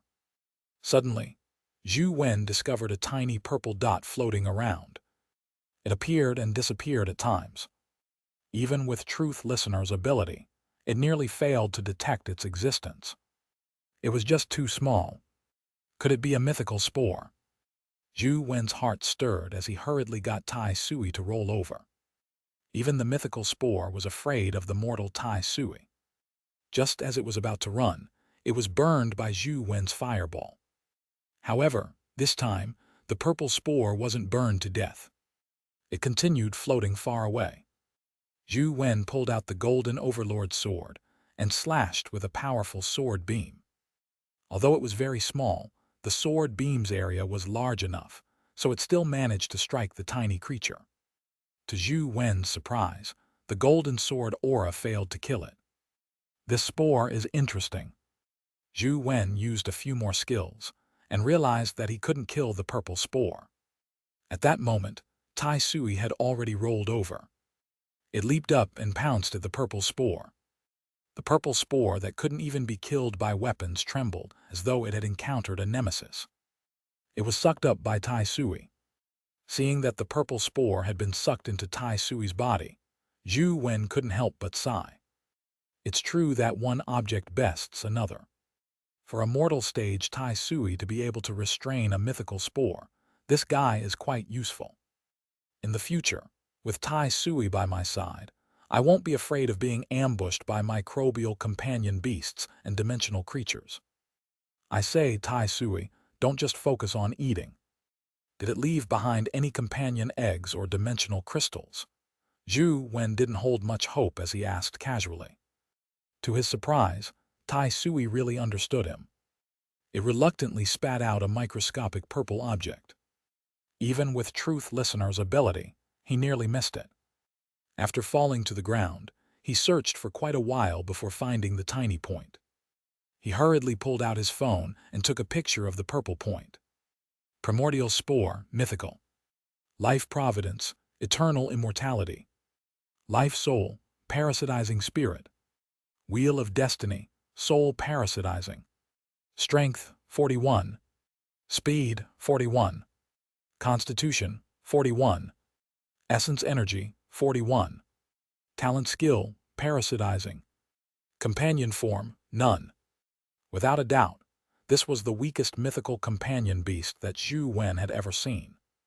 There was nothing worse. Its extreme weakness could be seen just by looking at its stats. However, such companion beasts weren't meant for combat. Their effects might be even more terrifying than combat-type companion beasts. He directly hatched the primordial spore and expended very little essence energy. It was about the same as the essence energy needed for epic companion beasts. Thankfully, as its owner, Zhou Wen could sense its location. Otherwise, he wouldn't have known where his tiny companion beast was if he only looked at it with his eyes. After testing it out, he used the primordial spore to kill the ordinary spores. Although it was feasible, the combat ability of the primordial spore wasn't high.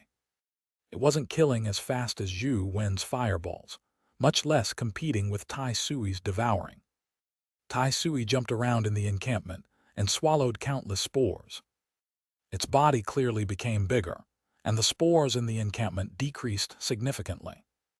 Zhou Wen used Truth Listener to search the entire time, hoping to find another primordial spore. However, he was somewhat disappointed and didn't discover a second one. "Young Master Wen, why did you come out? The situation outside is terrible. You shouldn't have come out." And Sheng arrived in front of the clearing. Qin Wufu, Lang Zheng, as well as the military's generals and tutors were with him. However, despite there being so many people, other than Sheng and Lang Zheng, there were mushrooms on everyone's faces. They looked extremely terrifying. Even Deputy Governor Qin succumbed to it. Zhou Wen saw a golden mushroom on Qin Wufu's face. It was likely an epic golden spore that parasitized his face.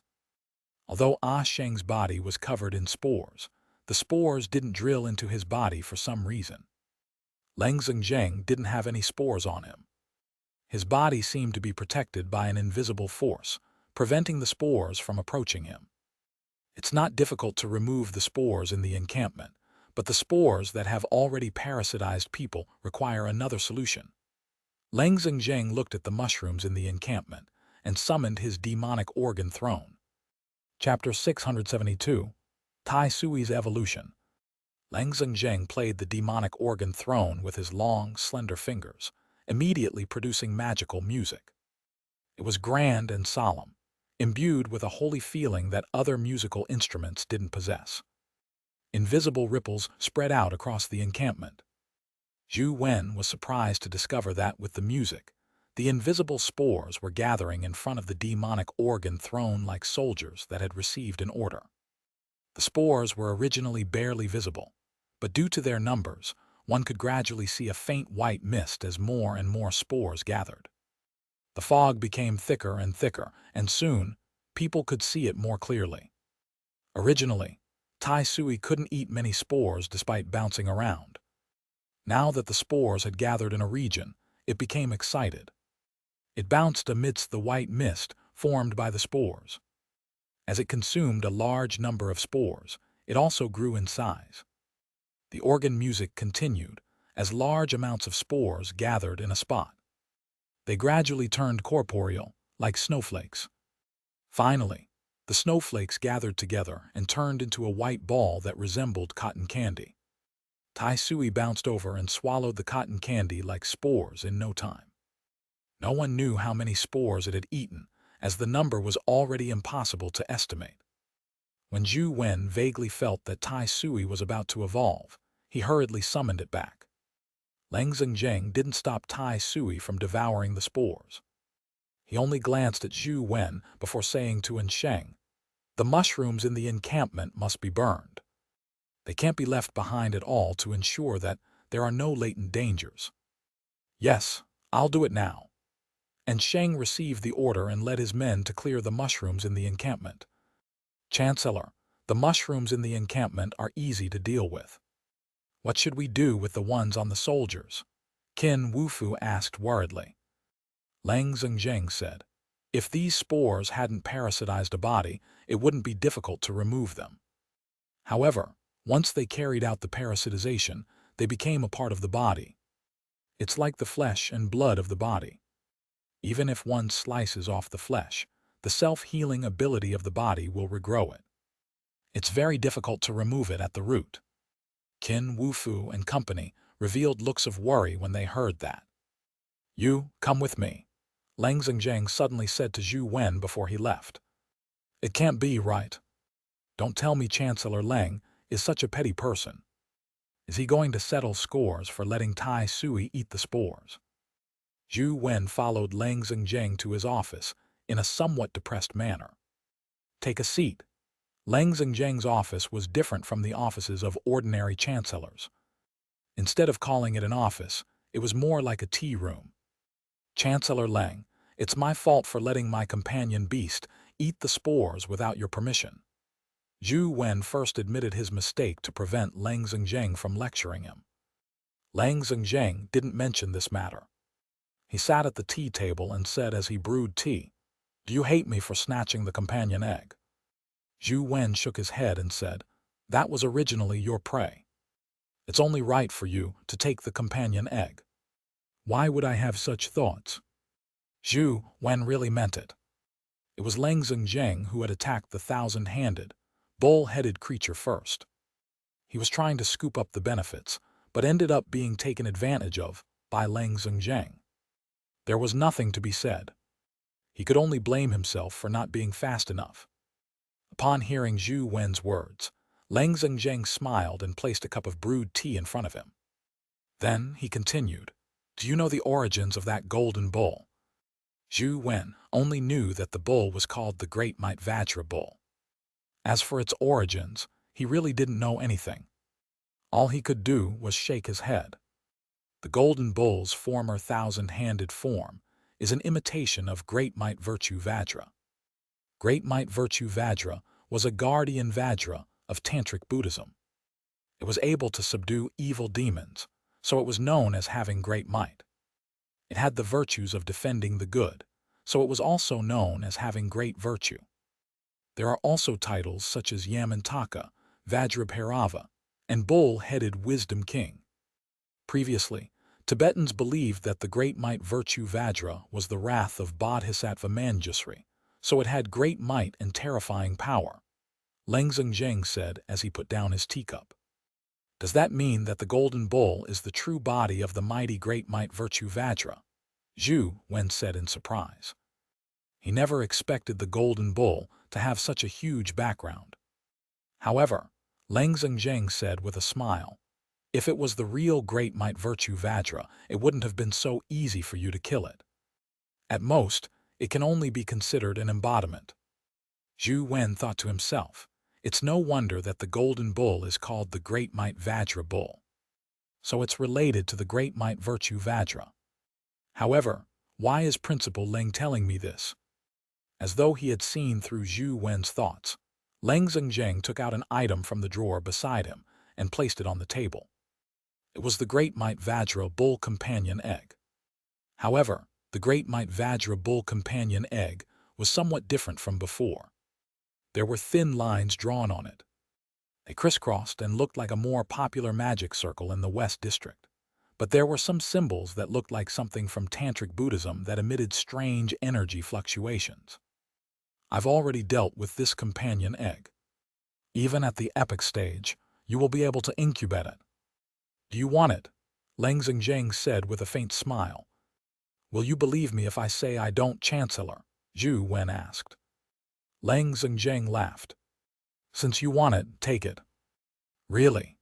Zhou Wen felt that there was no free lunch in this world. How could anyone be so kind? They had paid such a huge price to deal with the mythical companion egg, only to give it to him.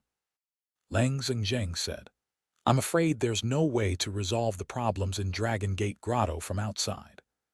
In the end, we can only enter. That's a Buddhist land. When the time comes, this companion egg will definitely be of great use. Perhaps it can save lives, so those who have it have to enter Dragon Gate Grotto. You contributed to its birth, so you are the first person I'm asking. If you are going, just hatch it. If you aren't going, I hope you can leave it to others." Zhou Wen was somewhat hesitant when he heard that. He naturally wanted the Great Might Vajra Bull, but Dragon Gate Grotto was extremely dangerous. If he entered it during this period of time, something ominous would definitely happen. Lang Zhengjing didn't hurry him, nor did he say a word. All he did was drink his tea and wait for Zhou Wen's decision. "If I don't go, will you use this companion egg?" Zhou Wen asked after some thought. Lang Zhengjing shook his head. "I have other things to do." I don't have the time to control it. Then who do you plan on getting? Zhou Wen asked again. If you don't want it, the next candidate should be Tianzuo. I believe he won't reject it, Lang Zhengzheng said. All right, I'll go. Although Zhou Wen had some guesses, he couldn't help but feel a little moved when he heard that Tianzuo might obtain the companion egg. After some thought, he agreed to enter Dragon Gate Grotto. Take the companion egg and hatch it as soon as possible. The opportunity to enter Dragon Gate Grotto should be in the next few days, Lang Zhengzheng said with a smile. Chapter 673, Clearing the Parasite Spores. Zhou Wen returned to his dorm with the Great Might Vajra Bull companion egg. He originally considered entering Dragon Gate Grotto, but when he saw Feng Qiuyan in the tent, he was shocked. He saw 2 mushrooms growing on Feng Qiuyan's face. Why are there mushrooms on your face? Zhou Wen asked in puzzlement. Before he left, he had already gotten Tai Sui to clean up the spores in the tent. After sealing the tent, there shouldn't have been any problems. Feng Qiuyan said with a smile, I'm fine. I was just curious. I unzipped the tent and wanted to take a look at the situation outside, but who knew that I would succumb to it? However, it's not a big deal. There should be a way to resolve it. In your dreams, the military experts and tutors are studying the parasite spores, but they still haven't found a way to eliminate the mushrooms. You know that many soldiers have fainted because of the mushrooms. They might be like vegetative humans that won't wake up again. Zhou Wen was somewhat anxious. Then what should we do? I originally imagined that Brother Sheng was fine when he came. We just wanted to see the situation outside and didn't even go out. I originally imagined that nothing would happen, but I never expected little Yanyan to fall victim, Lai Chuan said gloomily. You're fine. Zhou Wen sized up Lai Chuan. Feng Qiuyan had fallen victim. Logically speaking, with the numerous spores, it was impossible for only 2 to float in. It was odd that Lai Chuan hadn't succumbed to it. It should be because I'm wearing my carapace. I don't have any mushrooms growing on me, Lai Chuan said. That's very likely. Zhou Wen nodded slightly. It's fine. With so many tutors and military experts researching day and night, it's only a matter of time before they can come up with a treatment. Feng Qiuyan ended up consoling them. Zhou Wen thought for a moment and said to Feng Qiuyan, I have something that could work, but it's not guaranteed to be effective. It might end up completely useless. Do you want to give it a try? Feng Qiuyan didn't ask Zhou Wen what method he had and said, Coach, feel free to try. It's best if it works. It's fine if it's useless. Zhou Wen didn't stand on ceremony as he summoned Dr. Darkness. Then, he got Dr. Darkness to use fight poison with poison to inject some poison into the mushrooms. The mushrooms quickly withered and fell off automatically. Zhou Wen and Lai Chuan waited for a while longer. Seeing that there weren't any mushrooms growing on the wound on Feng Qiuyan's face, they were overjoyed. And Tianzuo had arrived at Lang Zhengzheng's office. He was brewing tea for Lang Zhengzheng while Sheng stood silently to the side. Teacher, isn't it a little too hasty for you to give Zhou Wen the Great Might Vajra Bull companion egg? And Tianzuo held the teacup with both hands and said. Lang Zhengzheng said with a smile, I've already seen some of his abilities. He should be able to control the Great Might Vajra Bull. Teacher, you think too highly of him. Although he does have some talent, and is quite lucky to have obtained some mythical companion beasts, he's still a student after all. His experience and mental state aren't mature enough. He hasn't experienced much, so I'm afraid he won't be able to deal with sudden and unknown crises. Instead, he will be a burden on us, and Tianzuo said. I remember that, when you were his age, you had already led the Sunset Army to battle everywhere. You engaged in a slaughter in many dimensional zones, right? In that case, he's not young anymore, Lang Zhengzheng said as he sipped his tea. How can that be the same? I was trained from a young age. I've experienced countless life and death situations, but he hasn't experienced any setbacks. Relying on him for this matter is unreliable. Why don't you reconsider? And Tianzuo said. Lang Zhengzheng smiled at Tianzuo and said, Are you afraid that he won't do well, or are you afraid that he will be in danger? Of course I'm afraid that he screws up and implicates us. And Tianzuo immediately answered. So that's how it is. Then it's fine. Even if he can't help much, it's not a problem for him to control the great might Vajra bull. As for whether he will die in there or not, it doesn't matter since you aren't concerned. Lang Zhengzheng said with his eyes narrowed as he sipped his tea. Teacher, you should have heard that the Empress Dowager in my family dotes on him very much. If he were to die inside, I wouldn't mind, but I'm afraid that the person back home wouldn't agree to it. When that happens, not only will I have a headache, but you will also have a headache, right? And Tianzuo said. So that's how it is. Lang Zhengzheng looked enlightened as he took a sip of tea and said, However, I think Zhou Wen has quite a lot of combat experience. His adaptability isn't bad either, and he has quite a number of companion beasts. With the great might Vajra bull's protection, there shouldn't be much of a problem.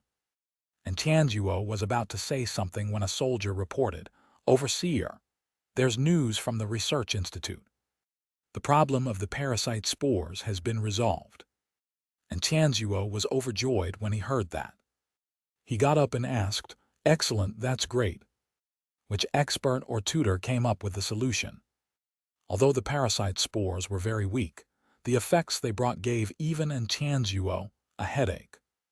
If they weren't resolved in time, the Sunset Army and the college would suffer a heavy blow. The soldier answered, According to the news we received, a student's companion beast can restrain the parasite spores. The unconscious soldiers we helped have already woken up. The mushrooms automatically peel off and stop growing. Currently, the student is clearing out the parasite spores on the soldiers and tutors. Student, and Tianzuo frowned slightly. Lang Zhengzheng smiled and asked, What's the student's name? His name is Zhou Wen. He was the one who rushed into the dimensional creature horde yesterday to kill the golden bull, the soldier immediately answered. Lang Zhengzheng turned his head to look at Tianzuo and said, What did I say? This Zhou Wen is still all right. He resolved a problem that so many people couldn't. If you say he's unsuitable, who else is more suitable? Zhou Wen used Dr. Darkness to remove the parasite spores on everyone. Dr. Darkness's fight poison with poison was indeed useful. As long as he injected it into the spores would quickly die, and there wouldn't be a relapse. Little Wen, well done. Qin Wufu was the last to receive Zhou Wen's treatment. He patted Zhou Wen's shoulder and said, Think about it again. Join me after graduation. You can name any conditions you want. It's still a long time before graduation. I haven't considered these matters, Zhou Wen said. It's about time to consider it carefully. The situation in the various parts of the Federation isn't too good right now. I wonder how many more years we can last, Qin Wufu said with a sigh. After busying himself for more than a day, he finally removed all the spores that had parasitized people. When Zhou Wen returned to the tent, he originally wanted to take out the great might Vajra companion egg and hatch it. However, he realized that Tai Sui had completed its evolution. He hurriedly summoned it to see what changes it had. Chapter 674, Clashing Tai Sui. Tai Sui was still fair and tender. From its size, it had slimmed down from what it had eaten previously and returned to its original appearance. It looked no different from when it was at the mortal stage. Zhou Wen had no choice but to look at its information. Tai Sui, Epic Evolvable. Life Providence, Clashing Tai Sui. Life Soul, 12 Tai Sui Gods. Strength, 41. Speed, 41. Constitution, 41. Essence Energy, 41. Talent Skill, Earth Escape. Companion Form, Mimicry.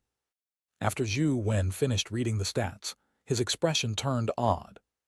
People in the East District probably knew about the words Clashing Tai Sui. It meant that one was in for some unlucky times. As for the 12 Tai Sui gods, Zhou Wen had never heard of them. He carefully looked at the information on the life providence and life soul. Clashing Tai Sui. One's characteristic clashes with Tai Sui. 12 Tai Sui gods. Zodiac 12 Tai Sui gods. Although he didn't understand it clearly, Zhou Wen already felt that it was definitely not some lucky life providence. What good could come from having a characteristic clash with Tai Sui? If I had known this would happen, I might not have let it evolve. Zhou Wen was somewhat speechless as he hurriedly put Tai Sui away. He was afraid that he would be in trouble if he were to clash with it. He might be in trouble in the blink of an eye. Zhou Wen was momentarily at a loss as to how to deal with Tai Sui. He really couldn't bear to part with it by fusing it with something else. This was an existence that could advance to the mythical stage in the future. What was even rarer was that this fellow was extremely effective against microscopic dimensional creatures. When it was at the mortal stage, it could kill the mythical primordial spore. It was probably difficult to find another companion beast like that. Let's wait and see. If it really brings bad luck, I'll think of a way to deal with it. After some thought, Zhou Wen decided to keep it for now. After putting away Tai Sui, Zhou Wen carefully sized up the Great Might Vajra Bull companion egg. There were many mysterious magic circles and incantations on it. Furthermore, the magic circles and incantations emitted intense essence energy fluctuations. Clearly, someone had used a strange power to inject essence energy into the magic circle and incantations. With the essence energy that was stored ahead of time, the difficulty of incubating it would decrease greatly. To be able to do something that amazing, it probably wasn't done by the typical epic stage expert. Zhou Wen studied it for a long time, but he couldn't figure out how the magic circles and incantations were produced. It was as though they had already entered deep into the companion egg. Such an ingenious method is like a precious treasure to an ordinary epic, but it's useless for me. Even without the pre-injected essence energy, I can still incubate a mythical companion egg. Zhou Wen tried injecting his essence energy to incubate the Great Might Vajra Bull. The essence energy didn't enter the companion egg directly. Instead, it circulated along the magic formation and incantations before entering the companion egg. Apart from the supplementary stored essence energy, it also slowed down the essence energy absorption speed of the mythical companion egg. The entire process was very smooth. Even an ordinary epic could incubate it with the help of the magic circles and incantations. I wonder if this technique is easy to learn. If I can learn it, it will be a good way to earn money. Many people will definitely be willing to pay to incubate high-level companion beasts. Zhou Wen thought. Zhou Wen didn't know that using this method was extremely difficult. There weren't more than 10 people in the entire Federation who could use such techniques. Furthermore, to carve the magic formation and incantations on it required expending a large number of precious resources. Unless it was a mythical companion egg, it wasn't worth spending such a huge price on the hatching of a typical companion egg. Back when Sheng hatched Love Letter, he couldn't bear to use this method. Instead, he found a dimensional zone with abundant essence energy and used the special essence energy environment, along with some essence energy crystals and mystical techniques, to incubate it. Great Might Vajra Bull, mythical. Life Providence, extreme might, extreme strength. Life Soul, bull-headed Wisdom King. Wheel of Destiny, Soul Suppression Bell. Strength, 80. Speed, 78. Constitution, 80. Essence Energy, 80. Talent Skill, Great Might Divine Horns, Fury of Thunder, Infallible Vajra, Buddha Flames. Companion Form, Mount. Its skills and attributes were very strong, and it had 4 skills. They looked pretty good. It had all the abilities it should have. The Golden Bell was the Great Might Vajra Bull's Wheel of Destiny, which was also the skill that Zhou Wen valued the most. However, what's with it being a mount? This was the first time Zhou Wen had seen one. He imagined that a companion beast in companion form would be a mount, no different from the typical companion beast form. I'll give it a try. Let's see how different this mount is from simply riding it. Zhou Wen took out his phone and entered the game dungeon before summoning the Great Might Vajra Bull. Soon, Zhou Wen realized that the Great Might Vajra Bull in its mount form was indeed different. When Zhou Wen rode the six-winged, he needed to command it. However, the Great Might Vajra Bull in its mount form didn't need Zhou Wen's commanding. It was as though it had become Zhou Wen's limb.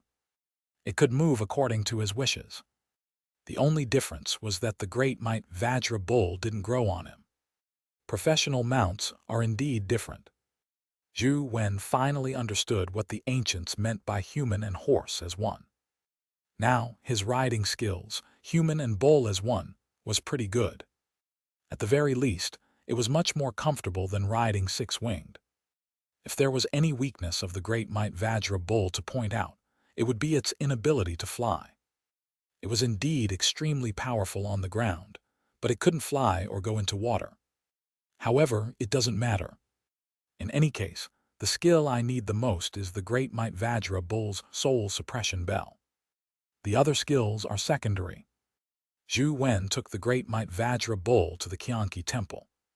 The moment Xianxia appeared, the Great Might Vajra Bull used the soul suppression bell, causing Xianxia to feel dizzy.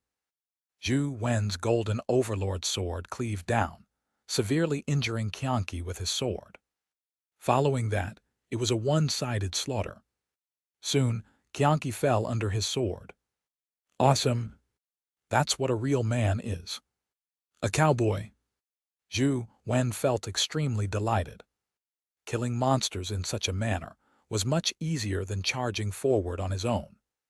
Since he had nothing to do, Zhou Wen summoned the primordial spore to see how useful it was. As the stats of the primordial spore were too poor, Zhou Wen didn't dare use it against mythical creatures. Instead, he went to the bat cave to test it out. The primordial spore slowly floated towards the ceiling of the cave.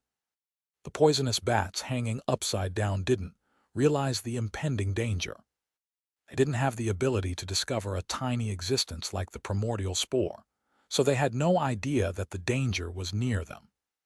The primordial spore landed on the head of a poison bat. The poison bat didn't even realize its existence, as the primordial spore vanished in the blink of an eye. Zhou Wen originally imagined that the primordial spore would grow a tiny mushroom over the poison bat's head like ordinary spores, but nothing like that happened. The poison bat suddenly opened its eyes, but the look in its eyes turned odd as it flapped its wings and moved towards Zhou Wen. Chapter 675, Soul Parasitizing. Could it be? Zhou Wen was delighted when he saw the poison bat fly over. Indeed, the poison bat flew in front of Zhou Wen and circled him. Zhou Wen could sense the thoughts of primordial spore in the poison bat's brain. With a thought, Zhou Wen issued an order to primordial spore. The poison bat flew up according to Zhou Wen's orders, before charging at the group of poison bats and engaging the other poison bats in battle. The other poison bats were still somewhat puzzled, unsure what had happened. A few of them had been killed by the poison bat controlled by primordial spore before it was killed by the other poison bats. After the poison bat died, the primordial spore floated out and slowly returned to Zhou Wen's side. Zhou Wen was alarmed when he saw this, but he was pleasantly surprised. Is this soul parasitizing? This fellow can actually control other dimensional creatures through parasitizing. Then, can it control mythical creatures? Zhou Wen couldn't wait to give it a try. He went to the Torch Dragon Temple, hoping to see if he could get primordial spore to control Torch Dragon. Unfortunately, Torch Dragon had great eyesight. It immediately discovered the primordial spore and didn't give it a chance. It directly used the bright torch vision world and sucked primordial spore into the vision world. From the looks of it, it's still a little difficult to parasitize Torch Dragon. I'll try someone with poorer eyesight. Zhou Wen went to the metalwork temple to see if he could parasitize the golden battle god halberd, but it didn't have any effect. The primordial spore was unable to penetrate golden battle god halberd's body. Although it was not killed by golden battle god halberd, it failed to parasitize it successfully. From the looks of it, primordial spore can only parasitize animals or plant-type dimensional creatures. Zhou Wen's heart stirred as he took it to the underground sea to test it out with the 9 black dragons. Primordial spore successfully entered a black dragon's body, but the black dragon was clearly formidable. Primordial spore was unable to control it given the short period of time. It only rooted itself in the black dragon's head, and it was unknown when it would completely gain control. From the feedback from primordial spore, it was not a matter of a few days. Primordial spore's powers are pretty good, but it takes too long to control mythical creatures. It's not very useful in-game. Zhou Wen had to respawn dungeons every day, so it was impossible for him to use primordial spore to slowly parasitize creatures. Although it's not very useful in-game, if I can get primordial spore to parasitize a powerful dimensional creature in real life, wouldn't I have an extremely powerful fighter? Who should I parasitize? There are already many terrifying dimensional creatures in Dragon Gate Grotto. Why don't I find an opportunity here? Zhou Wen thought to himself as he planned how to use primordial spore to maximize his benefits. Over the next few days, many strange dimensional creatures rushed out of Dragon Gate Grotto. Although many dimensional creatures were ferocious, the damage they caused wasn't as great as the parasite spores. Sometimes, powerful dimensional creatures were not as terrifying as the weak spores. As Zhou Wen had treated almost every soldier and officer, the soldiers and officers were very respectful to him when he delivered the supplies. Lai Xuan and Feng Qiuyan had also gained the respect of the soldiers and officers because of their achievements in the previous battle. Although the dimensional creatures that rushed out of Dragon Gate Grotto were destroyed, the situation didn't improve.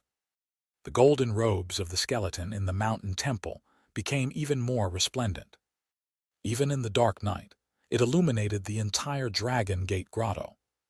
The river beside Dragon Gate Grotto hadn't been peaceful for the past few days.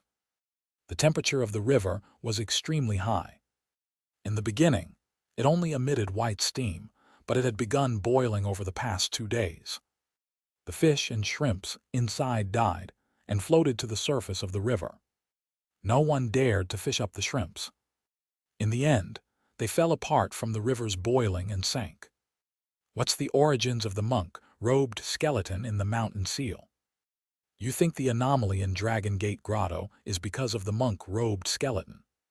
After Lai Xuan and Zhou Wen finished transporting the supplies, they stood by the river's defense line and looked at Dragon Gate Grotto. All they could see was golden light enveloping it. And the source of the golden light was the monk-robed skeleton. That's possible. Zhou Wen also felt that it was possible. However, up to now, no one could clearly tell the source of Dragon Gate Grotto's anomaly. Lang Zheng hadn't looked for Zhou Wen since his private conversation with him. Therefore, Zhou Wen wasn't kept abreast of the situation. There was one thing that Zhou Wen was more concerned about. For so many days, the giant golden bird that had lived above Dragon Gate Grotto hadn't revealed itself. It was unknown what it was waiting for. Boom! Boom! As the two of them were watching Dragon Gate Grotto, a terrifying sound suddenly came from the other side of the river bank. The ground seemed to quake with the sound. The river also produced ripples due to the shock. The ripples pushed forward ripple by ripple before finally creating a wave. Zhou Wen and Lai Xuan looked in the direction of the sound. Under the moonlight, they saw a gigantic white elephant walking along the river bank.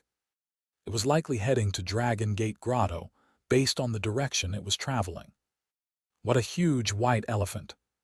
Where did this fellow come from? Lai Xuan asked in surprise. The white elephant was indeed massive. An ordinary elephant probably didn't even reach its knees.